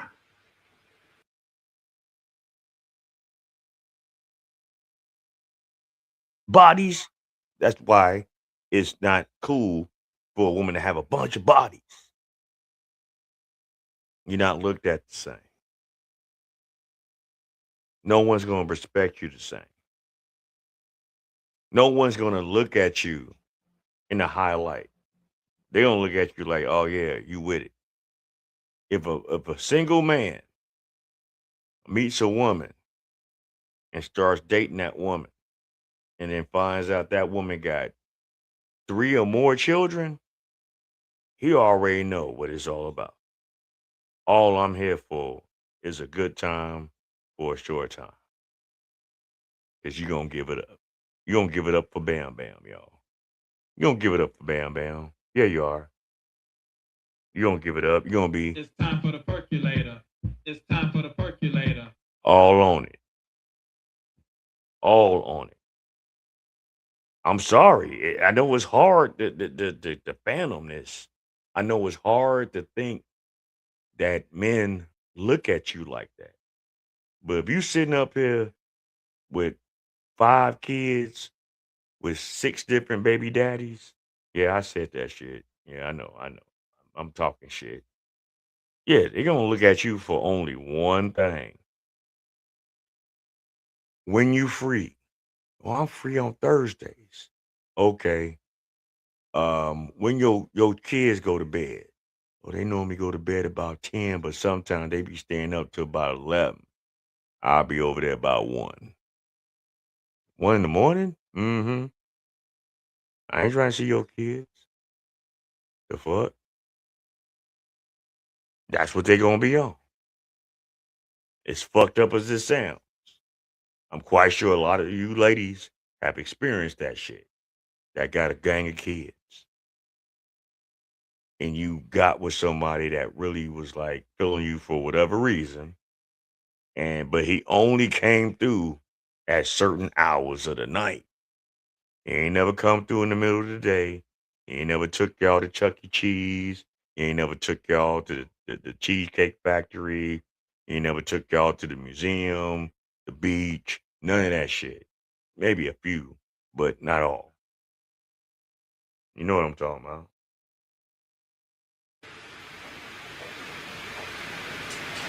Because not only is it coming from a physical, sexual standpoint that works in a man's psychology, it works in his mind. How many men has she been with? You know, he don't want to think about that. Men don't want to think about that. They don't want to think about that, especially when it comes to women they love or women they want. They know that. I mean, so what's the number again? Divide by 4. Carry the 2. Now bring down the 0. It's going to be a remainder.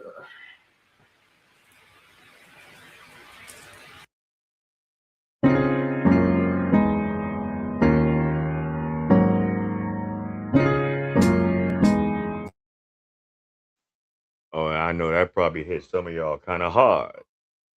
You know what I'm saying? That probably hit some of y'all kind of hard. I know some of you ladies might look at that and be like, oh, man. But see, I'd rather for it to have came from a sister to give you that kind of knowledge. Stop just giving yourself up to any and any kind of man. It's all you're doing is gathering bodies on top of bodies on top of bodies. Stop doing it. It's not cool. I know it was fun when we was young, but as we get older, you kind of like gotta move a little bit different and be more intentional. Anywho, how everybody feeling out there? I hope everybody's doing good. I know, like I say, my StreamYard been StreamYarding, but I'm still doing what I need to do. But this is what y'all all been hitting for, because I ain't talked about this fucking heifer in well almost a year. And she done came back into the light. There's some other shit that's going on. You know, this the former mayor of Dalton and / supervisor, the so-called wannabe super mayor. She out there in Georgia now with a failed business, but running from the feds, thinking that that's going to do something, but she just couldn't help getting online. And when you see her, you're going to see how tired she is. Shout out to my man, AG Tactical, for posting this video that we're going to react to, because she looking crazy. And you can see right now, she looking crazy. You know, she ain't got that hairstylist no more, spending all that money. You know, she looking kind of tired and broke right now. You know what I'm saying? But she went on a whole meltdown in this wannabe clothing store that she got out there in Georgia, trying to sell off her married boyfriend's clothes. But anyway, you know, Cleotis. But all right, let's go. You know, it's been a minute since I went live. Oh my God, it's been a minute since I went live. You know, I keep to myself, building. And you guys just can't keep my name out your mouth. I get it. I'm your clicks and your views, and everybody want to see what's going on. I get it. Y'all can't make no money without Tiffany Hilliard. I get it. But y'all need to stop, because I'm suing for defamation of character now. I'm not a politician. So let that be what it be. It's some bums that was looking for crumbs. They on there. Do not vote for them. Not neither one of them. Make sure you skip them, because I don't like how they did that seat over in Thornton Township, you know, where I was your supervisor at. They stole the entire election. Thieves. That's why I said bums looking for crumbs, as you can see. Because they got the whole salary that went with it that all y'all was crying about, but I don't hear y'all mouths now. Now that he done stole the money and now he gets the salary of. She got the look of a cluck. I'm sorry, but I'm not. She got a look of a cluck. For real, for real. She ain't doing just weed.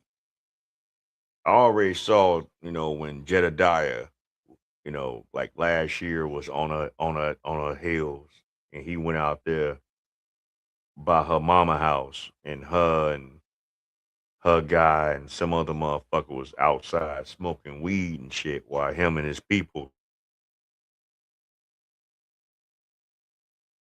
like heckling her and shit, you know, putting the pressure on her. But she looking bad. You know, this hairstyle right now, this is like doing her broke days when she was a trustee, you know, or before when she was a trustee. I know y'all saw the thumbnail. That was one of her mug shots before she became a trustee. So how y'all gonna fucking put this bitch in any kind of position that committed a crime of vandalism and other kind of bullshit? And, you know, she's had failed business after failed business. I mean, this shit is ridiculous how she is. But I'm gonna let this ride. So let's go. We about to pull back in because it's been a while since I fucking did anything about this bitch. But anyway, let's go.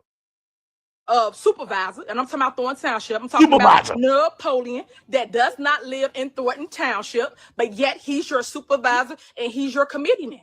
But yet, guess what? I don't hear y'all saying nothing about it. I don't see how y'all was coming to board means attacking the woman, but that's why I be telling y'all the difference in politics. Y'all attack a woman so quick before y'all go and say the same nonsense to the guys that's in office. I don't see that. Yo, could you even imagine Tiffany A. Henyard, the people's mayor, your super mayor and supervisor? Could you imagine her winning a defamation lawsuit against some random YouTuber or talking head that she doesn't like? Woman, you have pulled off some of the most outrageous things as a public figure ever. You hopped into a crowd of a town hall city meeting like it was WWE Raw SmackDown. Okay? You flung yourself into the crowd trying to fight people.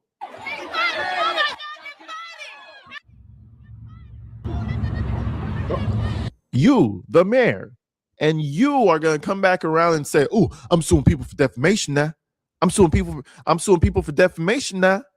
Lady, anything we cover about you on this channel is the furthest thing. I mean, it's the furthest possible thing from defamation. Listen, there are too many facts. You know, well, let's get into the facts, like Tiffany likes to say.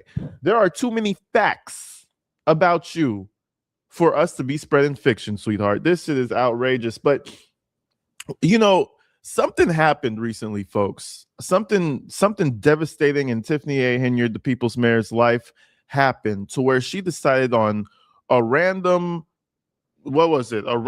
Friday evening to go live in her empty shop to come talk shit about the trustees in a completely different town, city, and state. Lady, you're in Georgia. I thought you were moving on. I thought you were enjoying the Atlanta, Georgia weather. Something happened to Tiffany. Now, I'm not sure if these lawsuits that are happening implicate her, but apparently the trustees are going forward with a lawsuit against the bank for allowing Tiffany Henyard to pull checks, right? So basically, Tiffany was able to rack up money, rack up expenses and debts unchecked, even though she didn't have a secondary signature. So the trustees are suing the bank for that. I'm not sure if that kind of backlashed over to her and it legally implicates her, and now she's kind of shaken.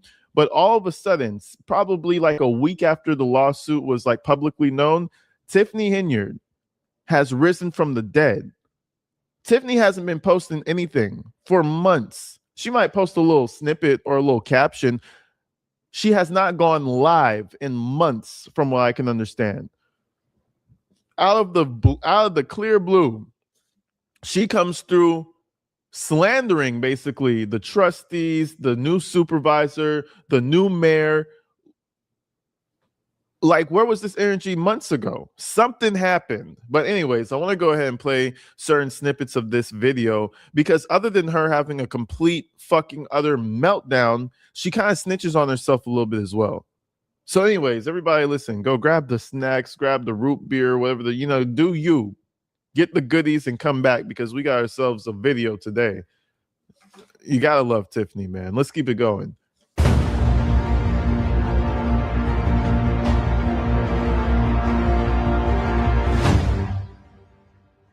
So immediately as we get into the live stream, I understand that she's trying to play a game and she's trying to cover her own ass, okay? Because immediately when she starts this live stream, we're about to get into it, she brings up that the city was already in debt because of someone else. It's not my fault, it's their fault. Years ago, this debt was supposed to be cleared and we never cleared it for whatever reason. And I was the only voice of reason in the room, but they didn't want to listen to me. She takes it back. She gives us Okay, that could be the case, but you added on to the debt. Everyone saw you do realize we saw you, right? You do realize we saw the Cancer Foundation, the Vegas trips, the alleged AD assault on the Vegas trip with a motherfucker that was one of your goddamn trustees, Andrew Holmes. We heard about all the bullshit. We heard about the restaurant that you helped that woman and her husband build, but all of a sudden now you tried to get in where you fit in on that, and she had to fuck around, take your ass to court too. All the ignorant board meetings that y'all had where you was just completely disrespectful. The township board meetings when you was the supervisor, how you treated the residents, how everybody went against you. Everybody was going on at your head. And a lot of people got clout behind that. I mean, I got, maybe one video that, did a okay number, but I'm a nobody, I guess. You know what I'm saying? I'm just trying to build, my platform from the black bottom.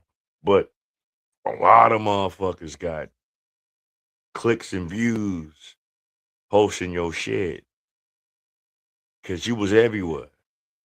WGN was on your ass, and you just played all this shit. Your guy that was still legally married that you was with, parading around with, y'all just, man, was on some foul shit. So now you want to see, you got ran out of town. Or you ran yourself out of town because you probably didn't want the heat from people really coming at your head. Because I'm sure motherfuckers coming at your head on site, like SOS. But anyway, let's go. This is a history lesson. Her version of the history lesson. Let's hear what she had to say. So let's talk about the $33 million lawsuit for the village of Dalton. A lot of y'all don't even know what's going on. A lot of y'all didn't even know what had happened, right? Y'all do know this lawsuit was way before me.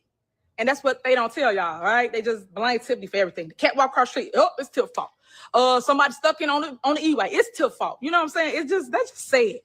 But so you understand what is going on in the $33 million lawsuit, that was during Riley Rogers' tenure when he was mayor. All this happened. And that's what people don't understand when you take the seat and you in office, that a lot of these things. Okay, so mind you, I could do that for anything. I could do that for anything. Like, you can't blame other people when you are now commander-in-chief of the operation. Oh, it was Riley Rogers. It was Riley Rogers. Riley Rogers had all types of debt. Riley Rogers was the one who did. Ma'am, You can't blame the past when you're actively adding to the deficit. If we started off with $15 million in debt, and you come, this is just hypothetical, and you come into the city and get a complete police force to come around you 24/7 and babysit you for no fucking reason, right? You start up all these failed programs that waste money for the city, right? That adds to the deficit. So she's trying to cover up her fucking problems by blaming this other person. It's not going to work out that way. And trust me, paperwork and receipts don't lie. But let's keep it going. You inherit it, and it's on your table. But I just can't stand with punk mayors stand up there and say, "Oh, it's Tiffany." Since when? Y'all need to fact check, and that's another reason I tell y'all fact check everything that's going on in the village of Dalton. And another problem about this is that, listen, we're only talking about your years in power. We're not talking about the deficit that the city already had. We're not fucking morons. We're talking about what you spent and what you added to the existing problem. You see, she's trying to go before. Right. So it's not about them. It's you. You put them on the map for all the wrong reasons. For all the wrong reasons. You pitched a bitch, you bullied, you tried, you shut businesses down that didn't want to fucking rock with you. You caused a lot of strife while you sat up there and built bread and got fat like a fat rat, getting your hair done every other day. Obviously, you ain't getting the shit done now because you got that same tired ass fucking wig and hair color from when you was a fucking, before you was even a trustee, when you was trying to do Good Burger, when they had to kick you up out of a fucking college because your ass didn't know, you don't know good business. You're not a good business person. I don't know why you think that shit's sweet. You are a fucking bum of a business person. Politician trash.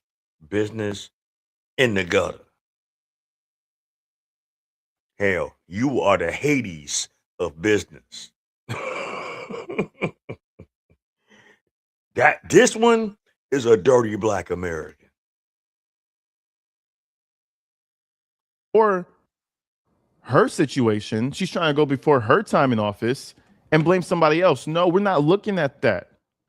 And this is what a lot of people do who can't take accountability. I'm sorry. And you know Tiffany can't do that. You'll say, hey, you know, you didn't wash the dishes last night and you promised you would. You wouldn't forget. And then the person you said that to will respond and say, well, you didn't wash the dishes 3 years ago, so I could blame you for that too. It's the same concept. Tiffany, that has nothing to do with anything. Going into the past is not going to erase the shit that you're doing. That was a bad example, but you guys get what I'm saying. Because a lot of y'all been calling me, and now y'all see what's going on. It ain't green on the other side, huh? No, that's not a bad example. People need to stop doing that. Just because a person points out your flaws in today's present time doesn't mean that you got to bring up some shit from the past that has nothing to do with what the fuck is going on right now. That is a deflection. You are gaslighting, and that's a cop-out on accountability. That is a tactic that a lot of women out here like to do. Well, you could talk about what I just did right now, but what about back in 2012, nigga? What? That was fucking 14 years ago. What the fuck are you talking about? That has nothing to do with now. But you did it then. Slow. It's slow. Stop doing that. That's a poor example. It's not, huh? But that's what I was trying to tell y'all before y'all sat here and bought into the lies and all the dumb stuff that everybody was saying with no facts. They just talk because they can, right? That's what a lot of people do. So let's give you a little more structure.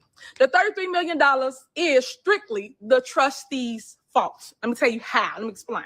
So when we inherit the debt or the lawsuit from Riley Roger, because I don't hear y'all drag him, talking about him, saying why he didn't do this This shit and is what's crazy, going on bro. him. This- you He is can't the make this person up. that was in charge. He was the mayor. So when we had our board meetings, they have several times tried to settle and go over different things with the village of Dalton. It was this one particular board meeting, and you can go research it. I ain't gotta lie about it because I do a lot of talking right when at them board meetings. If y'all was really listening, if you go check the board meeting out, you will see that we strictly said, "Hey, let's go downstairs and we're gonna talk about it," because we had to go into executive session. For those of you that don't know what executive session is, it's when a board goes down and talk about. We all know what executive session is. She really, you know, like I said in the live stream the other day, Tiffany Hinyard found out a lot of these terms and terminology about 4 years ago. 4 years ago, she found out and learned about it. So now she's going around trying to educate everybody else as if we didn't understand what an executive session was. Lady, I mean, we could read the context clues. Do you know what context clues are, Tiffany? We've been in a million sessions where you guys went into executive session, okay? We understand what it is. But anyways, she goes on to say that she was the voice of reason and nobody wanted to sell the lawsuit, right? So it's the board's fault, not hers.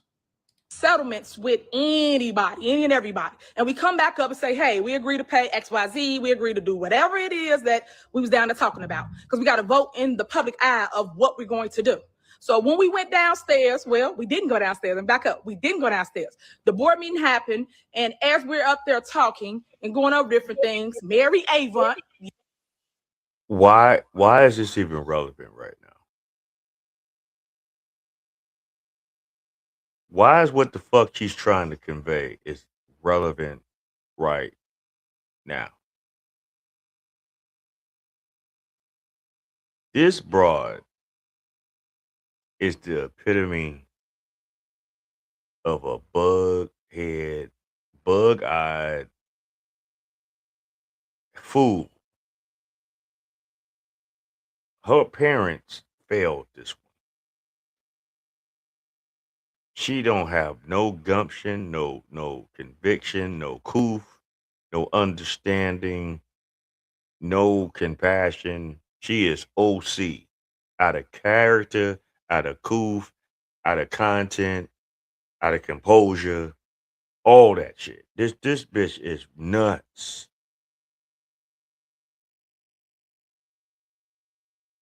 I understand why certain men fuck with her because, yeah, nutty bitches, you heard the old saying, but fuck all that. Is it really worth it? Is it worth your reputation? Is it worth your stress level? Is it worth your blood pressure? This bitch will raise your blood pressure up 10 times over. You fuck around, have a stroke fucking with this kind of bitch.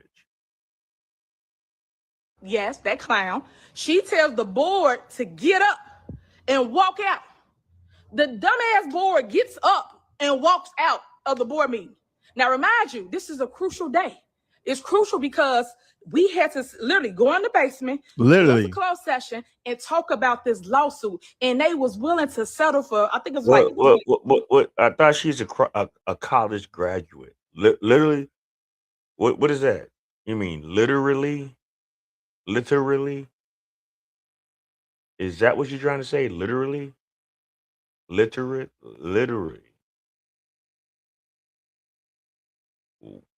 What the fuck? Literally. Is that what you was trying to say? I know I kind of messed it up a couple of times because I'm tired. This shit's wearing me out. But but I'm still here. We still here on the black bottom. But literally, is that what you was trying to say? All right. Anyway. Ooh, why I stop it on that? That look like she like smell her stain. But anyway, all right, let's go. $3 to $5 million or $1 million to $5 million. It was somewhere in that range. I'm just giving you a range because I don't remember the exact amount to quote it right now. The board got up and walked out. So at the board meeting, you hear me saying, hey guys, Why would y'all walk out? We have everyone here. You had the insurance company was there. You had they lawyer, our lawyers. There was so many lawyers in the goddamn building. I was like, well, goddamn, what's going on? And they walked out of the building. So I apologize to the insurance company. I apologize to their lawyer because it was just wasted time. Because I know they're on someone's clock. And I like how she that little extra addition of information gives me all I need to know. Tiffany thinks she's the main character. You went to apologize to the lawyer, and you went to apologize to all the people who came at. And you were like, I'm sorry, the board is stupid. It's my listen, they don't give a fuck about you. The deal failed. Okay, you're just a random at the time. You're just a random fucking trustee. Bitch, get out of my face, is what they probably were saying. Oh, I'm sorry that they're so ignorant. I'm sorry that they're so ignorant that we couldn't get a settlement. Man, listen, she's over here feeling like she's the main character. Lady, nobody cares about you. It's the mayor and maybe a few other people. I highly doubt that anybody gave a fuck what she had to say when the deal fell through. And I think at some point during this live stream, because this was a live stream, she went live, of all things, really displaying her ignorance. But I think she started to realize or start to see the comments to where people weren't really buying it. So she started to insult her own audience, right? She was like, some people can't handle the truth. Some people can't. You know what? Let's let her say it for herself. Okay, after she realized that people weren't really too much buying her bullshit because this is irrelevant information, she started to attack her own audience in classic Tiffany Henyard, the People's Mayor fashion. It's just like how the government is now. The president, you still got the Congress and the Senate. Same concept. It's the board of trustees that runs the village because they vote on everything. And if they vote on something or don't vote on something, it moves or it don't move. And that's where y'all get it all mixed up. But that's the whole fucking point, you dodo bird. The fuck is you talking about? You say you think he means illiterate. Now that's what the fuck how she talks. I don't know. She, you know, I heard some backstories about her as far as how she probably moved up in the ranks. I heard she got a good mouth. You know, don't quote me on that, but I'm saying it live, so I mean, I guess it is what it is. I mean, it is what it is.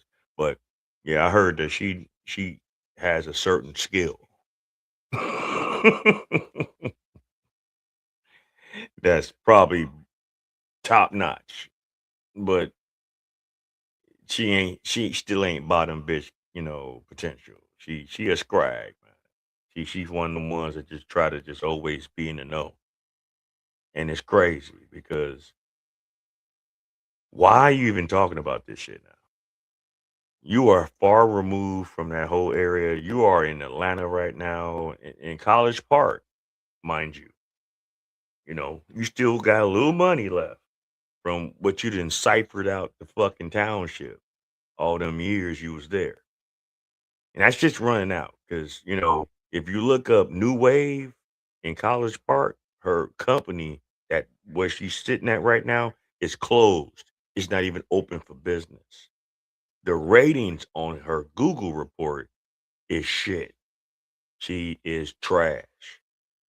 She's just trying to get some relevancy. All she was doing this shit for was to try to promote another YouTube page that she's trying to start. I'm telling you, if I'm lying, I'm flying. But let's go. Mixed up in y'all mind when y'all point finger at that person. No. The board of trustees are the reason why the $33 million still exists to this day. Because I was fighting tooth and nail trying to make sure the village was not held accountable for that day. And they walked out of the board meeting on that day where we were supposed to settle the debt in closed session. So I just wanted to clear that up because there's so much misinformation. There's so many lies out here. And a lot of times people don't want to hear the truth because you can't handle the truth. That's the problem. But if y'all just sit here and open your ear gates and pay attention and listen, you will hear some other than the hate that y'all got for a person. Because I don't do nothing but school y'all the game. I don't do nothing but be. She doesn't do nothing but school us the game. You know, we're the fucking idiots who don't have enough brain power to understand what she's saying. You know, there's just too much hatred blinding us. Man, if you don't get the fuck out of my face, bro, this shit is crazy. She literally treats us like we're morons. And I think it's just projection. You can't handle the truth. Lady, you're lying. That's why we're not handling it really well. You're a liar. You can't handle. She's projecting her own ignorance to everybody else. Just because she doesn't understand certain concepts and certain things in the world, she tries to fucking push it onto everybody else because we all know that she's struggling in politics, bro.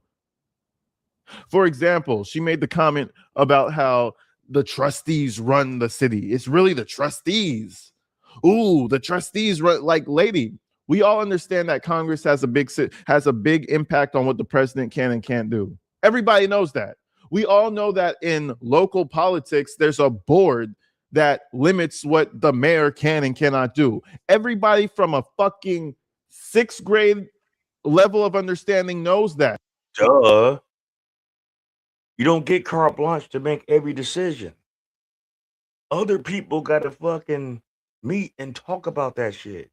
She is a dodo bird, man. I'm just surprised I'm talking about this now because I haven't been on this subject with this fucking heifer for so fucking long because I've been seeing the downfall of what's been going on. Her whole regime is starting to be indicted. The feds is on their ass. They getting information. And now they gonna come for it. So now she trying to scramble because she desperate and she don't know what to do. But guess whose fault that is? You know, when you step in shit, guess what? You stepped in some shit. And she stepped in some shit. Well, we gonna keep you posted because it ain't over. She only coming out because now the pressure's coming down on her. So now she trying to double down. She trying to bend the block. She trying to get sympathy because she knows she gonna go to jail out of the bullshit that she did. It's only a matter of time. It don't happen overnight. I know everybody's like, damn, why did it happen last year? No, the feds don't move like that. They watch. They keep building information. They go towards the other people that was involved with her, and they lock them in. Then when they get all the information they need, when they come forward, they gonna come forward. And thinking that you run into Atlanta is gonna stop the inevitable? No, it's not. But we're here to watch it. That, bro. What are you talking about? You're gonna educate us that you can't make. You know why you can't make any decisions and make anything go past? Because you're not a real leader. If you were a real leader, it would be votes up for everybody on the board. Everybody would be vote yes. We love Tiffany. Tiffany's our leader and we trust her. You're a shitty leader, and that's why things like that are put into place to stop tyrants like you crazy woman. Allegedly. I can't stand the word transparent because everybody use it out of content. I don't do nothing but give you the facts. I don't do nothing but. And this is why I don't think she should have went live, because she can't even speak. She said, you guys take things out of content. What does that mean, Tiffany? Y'all just take this out of content. Let's play that again. Handle the truth. That's the problem. You mean out of context? You mean out of context? Yeah, this bitch is out of content. Content is what I'm doing right now. I'm being a content creator, giving you content so we can all have a critical and analytical analysis of what I'm conveying to you, meaning what I'm presenting to you. What's out of content? You mean out of context? Fucking bitch. And y'all let this bitch run for 4 years in the South suburbs. Yes, out of context. That's exactly what the fuck she was supposed to say, but it's out of content. Content is what I'm doing right now. Like I said, I'm a content creator. I make content. I don't make context.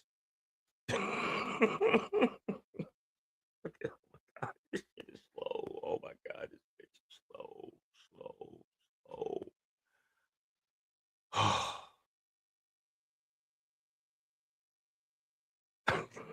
don't know what to say, man. Anyway, let's go. But if y'all just sit here and open your ear gates and pay attention and listen, you will hear some other than the hate that y'all got for a person. Because I don't do nothing but Very school y'all the game. uneducated. I don't do nothing but I can't stand the word transparent because everybody use it out of content. I don't do nothing but give you the Oh my God. You know, when I was a kid and I didn't have as I don't want to say I have like a regular fucking vocabulary, but like when I didn't have any vocabulary when I was a kid and I would watch movies with my parents or something, we used to have family nights on Friday. So we watch a movie, whole family come out and shit, right? They would use a big word and I would try to replicate it. I would try to say it, but it would sound kind of stupid. You know, I didn't know how to say it. I didn't know how to sound it out and properly pronounce it. That's Tiffany at 30 some years old. I know in her brain it's content. I'm just gonna say out of content. That's close. No, and I have to correct you, AG. She's in her early 40s, so that's even worse. You say words, you know, just to be saying them, and thinking somebody's not gonna catch the misconception of what you're fucking conveying. Like, I mean, what the fuck are we talking about? Out of context? Content. That's what she said. I know I said it the right way the first time, out of context.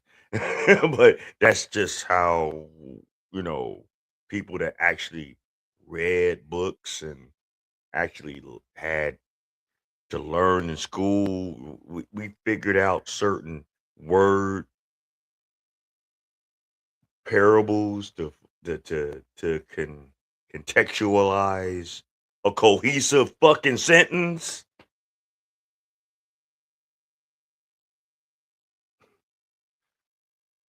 She about to make my blood pressure rise. But anyway, let's go. Close enough. That's how her brain works. She doesn't have enough information in that noggin of hers to understand that it's context and not content. She's just going with the vibes. Like, it sounds close enough, I'm just going to shoot it off. And, you know, I'm not stopping and pointing it out, but it happens a lot. I just had to point that one out because that one kind of just pissed me off. But it happens a lot. In this one video, she probably mispronounces or missays 40 words. No exaggeration. Somebody in my comment section should create a list of all the words she mispronounced or missaid. Probably 40. facts. I don't do nothing but lead you to the water. It's up to you to drink it. But if you don't drink it, guess what? That's on you. So I just wanted to clear it up once again about the $33 million lawsuit that's in the village. Who wants to follow your lead out of all the bullshit that was put out about you? Who wants to do that? See, the money train is gone. Your little cronies, your little insulation network, your little network that you used to have, is gone. You know, when the money was gone, the bitches is gone in the wind. You know what I'm saying? It's like, the fuck? No, I ain't gonna do it. Cause they gonna flag me if I play that song. But anyway, it's an old song by NWA, One Less. You know what I'm talking about if you pull it up and play it. Yeah. One Less. But anyway, this shit crazy. This bitch is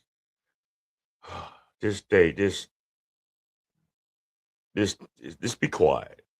Stop talking. Just shut the fuck up. Just go somewhere and sit down. Get off of social media. Cause you looking po book and gangbanging right now too. You know, that hair ain't hair no more. That weave ain't weaving no more. You know, it's looking all tired. It's looking a little dry and ashy. You know, you need some oil sheen or something on it. Put some fucking wave pomade on it. Some Murray's. You know, get some African pride. I don't know what the fuck. Just do something with that. Cause this shit look tired. Village of Dalton. It happened way before me, and it still lingered, of course, because the basically adopt or. And that's the big part. So we're gonna skip because she's just gonna bitch about this lawsuit, right? But that's the biggest part. She wants to let you know firmly that it happened way before her. Tiffany, we're not talking about what happened before your we're not talking about what happened before you. We're talking about what happened during you. Imagine this illiterate dumbass as your mayor for 4 goddamn years. Anyways, she gets in her little sabotage bag after this. She tries to explain how much the trustees fucked up while she was in power. I mean, while she was a trustee as well, you know, fucked everything up. Now she tries to fuck things up for the current trustees and, you know, get them out of office, probably just because she's a vengeful woman. Let's see what she has to say. Term limits and voting. A lot of times people don't understand what to do, who to vote for, or whatever. A lot of y'all go with status quo, and that's where. How much you want to bet? Because now she's in some other room right now, and she closed the door. How much you want to bet that this bum ass bitch is literally living in a room in this store that ain't open no more? How much you want to bet?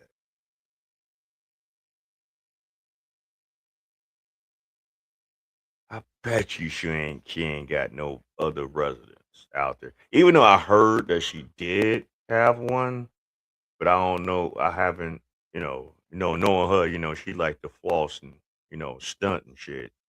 I ain't seen nothing of that. But how much you want to bet since she's been out there? And, people know about her out there too. She was on some bum ass bras podcast out there looking dusty. The host was looking dusty too. I ain't gonna lie. I forgot what the damn podcast was. I think I got it on one of my previous videos. Like maybe if not the last one I did, maybe the 3 videos back.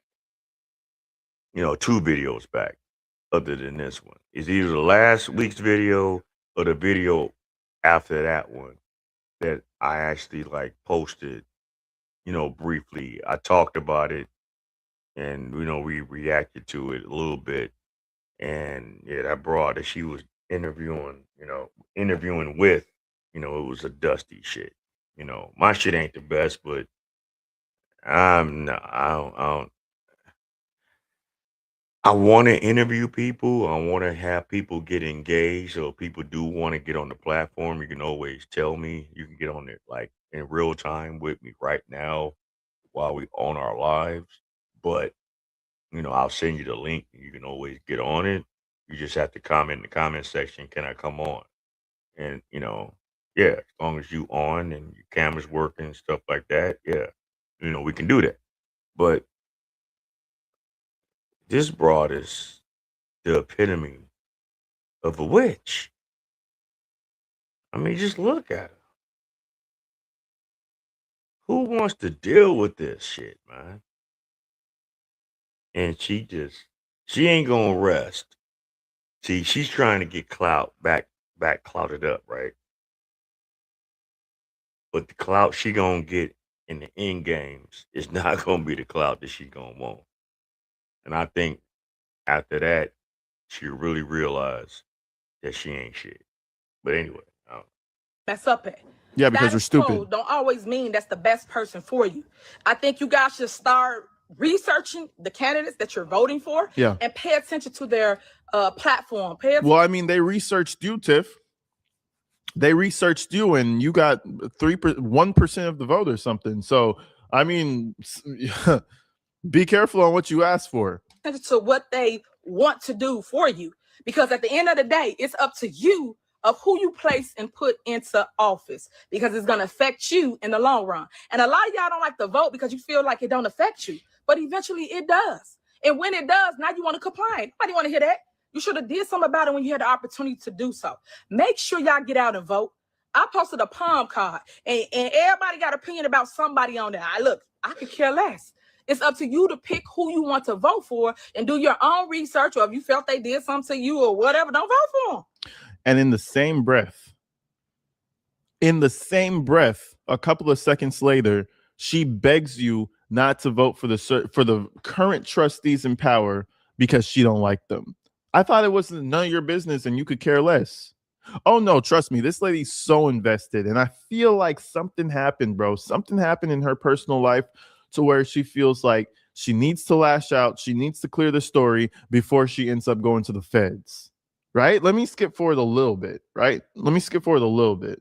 She explained something called term limits, and apparently she's been very invested in the Dalton workings because some of the trustees will be able to get this passed, a term increase, so that they can have extended time in their positions. Tiffany don't like that. So let's see what she had to say, man, because she starts crashing out over this shit. Something happened to this woman, bro. And on her way out, I think she just wants to pull down as many people as possible. But it's not going to work. You know why? You have to be intelligent to do that. He didn't want me to stay in office, but he didn't know. Once you put term limits on me, I'm going to come up out that seat, and I ran for your seat and took your seat. So understand what you asked for, because sometimes what you asked for, you should have left well enough alone. I would still been a trustee. So you see what I'm saying? So anyway, let's back up. They want you guys to give them 16 more years. Some of them have, I think all of them about 8 years now, 4 years, and some of them got 8 years, right? So they are termed out. Termed out means it's time to go. It's time to hit the road, Jack. And don't you come back. It's that time now, right? But you guys have to make sure that you vote no to the term increase, because they're increasing. This bitch a crackhead, man. This bitch doing more than weed. She doing more than Hennessy. She doing more than fucking some box wine. This bitch is on something serious. Either she bipolar, either she schizo, she's something. This bitch is really touched. Look at her eyes. The eyes never lie, Chico. There's something wrong with this one. Increasing it, and they starting the clock over. This is what you don't understand. So if they already did 8 years, right? Come on, I mean, it sounds fucking understandable to me. They increase the term, they get another 8 years. Whoa! Oh my God! Whoa! That's what we don't understand, right? I broke it down for you in 2 seconds. She's gonna take a full minute to explain it to you. You know why? Because she's slow, allegedly. It seems like it.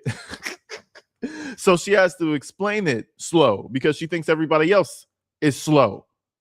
Fuck out of here, bro. This shit is crazy, gang. Like, yeah, okay, they want term increases. I know when she saw that, that made her fuming. She doesn't like that. Imagine someone from Georgia telling the people in Illinois how to vote. Hey, guys, over there. Hey, everybody over there, vote this way because I feel this way. Ladies, stay the fuck in Georgia until the feds come and pick you up, please. Enjoy your shop. I'm sure you sold about 50 garments already in the past 6 months. I'm sure you're enjoying your business's booming success. Well, Mav, y'all, they did 8 years. And if you go in there and you vote yes to term limits, guess what they get? Another 16 years. It starts the clock over. Oh my God. God. They call, they still being transparent. That's what I told y'all. I can't stand the word for it. This is my point of it. If they transparent, why they ain't educate y'all about it? Why they ain't talk to y'all about it? Why y'all didn't call a special meeting to go over it, to tell the public, hey, this is what we're going to do. This is our plan, blah, blah, blah, because they full of you know what. And that's what I mean about politics. If you can trick them. Those eyes are so bulgy. It's actually, I like looking at her face because it feels like I'm tripping out on acid or something. You know, when you're looking at somebody, when you're under heavy doses of LSD and their eyes start to bobble and their heads start to, it feels like I'm on acid looking at her face because of how big her eyes are. I mean, them bitches are bulging. Like I'm talking, like she's geeked all the time. It's crazy work. I enjoy looking at it. Takes me back. It takes me back. It takes me back to my Oakland years. Good times. You can beat them, right? That's what they do. So wake up, residents, because if you give them that, all of them up there on that board will have 16 more years. And I know y'all don't want that because guess what? Why, how do you know what they want? Bitch, what the fuck are you talking about? You're in a whole nother fucking state across the country. You know, from Illinois to Georgia, driving, if you really know how to drive, is like a 10-hour drive. If you bullshit around, it's probably a 12-hour drive. Me and my buddy back in the day when we used to go out there doing freaking, we can get out there like about 9 hours. 8.5, 9 hours. Because we drive. Why the fuck are you worrying about what the fuck they doing out there in fucking Dalton, Illinois? Why? Remember all the shit, I grew here, y'all just flew here. You flew to fucking Atlanta. Stay your bitch ass in Georgia, in College Park, until, them people's come by. Stop worrying about what the fuck they doing. She is so butt fuck hurt because she got her ass. She got belt the ass. She got pootie tang out that seat. Out of both seats. She got pootie tang. Belt the ass. Out both them seats. Get the fuck gone. We are tired of looking at your fucking mug. We tired of hearing your voice. We tired of looking at your face. We tired of looking at you. You get the fuck out of there.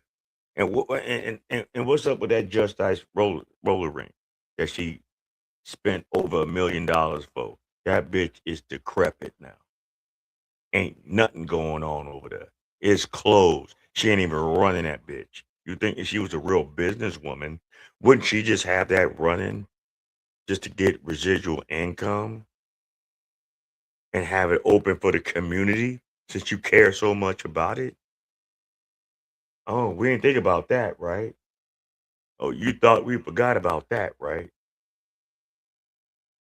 Come to find out all you did was personal shit for your own self at that roller rink. That was the only time it was really open. When you wanted to do something there to make yourself look big and bad. It wasn't open for the public on a regular. Now that shit look like a piece of shit. Go out there. Whoever's out there in the south suburbs, go out there and see what that roller rink look like now. And send me some pictures. Email it to me. blackbottomroscast.com. blackbottomroscast@gmail.com. I'm sorry. Yeah, like .com. No. You see her scrolling across the bottom. But you get what I'm saying. Y'all fight now. Y'all don't even want the president to have 8 years, let alone 16 years. So why would you let local government constantly be the same? Nothing will ever change if it stays the same, correct? You want to turn it over and get more people. You want to get Okay, that's enough of that. And she's about to go into politics and shit. And all of a sudden, she loves Trump after she absolutely loved Biden. So now she loves Biden and Trump. I don't know. She's a confused woman, bro. You know what I mean? But now I guess I guess the Democrats didn't really fuck with her. So she said, "Fuck Biden. We're gonna go to Trump now." I love Trump. Please, Daddy, come. It's shit crazy. Yeah. She actually did a whole live on I believe it was either on her Facebook or her Instagram, whatever the fuck it is. I know we caught wind of it. I caught wind of this video last week with this whole remedial rant. That's all it was with me. It's a remedial rant. And once again, every time I always every time I react to her, I get vexed. So we're going to end it right here. Okay. We're going to end it right here. He said he's so tired of hearing no voice on her face. Man, I'm trying to tell you. Like, real talk. So on a good note, like I say, I didn't gain a good number of subscribers over the last week. Thank all you guys for watching my shorts that I posted from last week's live stream. Shout out to a couple of them, that did in fact come into the chat room. It's much appreciated, because I do this on 2 different platforms. as far as mode wise. I do it on regular, and I also do it where it's like the long screen where you can do it and watch it on your phone. With that being said, we are approaching the end of Black History Month. I know I didn't do a stream Friday, but I do plan on doing another one this Friday. I think I'm gonna go a little different just for my own mental health. You know what I'm saying? And I got something real interesting for Friday night's live stream. And it's gonna be a little different than what we normally, discuss on our platform. So with that being said, man, I appreciate everybody. I appreciate everybody that tuned in tonight. I'm your host, Ross Lee. You are here at the Black Bottom Broadcast. And like I always say, I want you to live as long as you want and never want as long as you live. You know what I mean? And with that being said, hey, man, we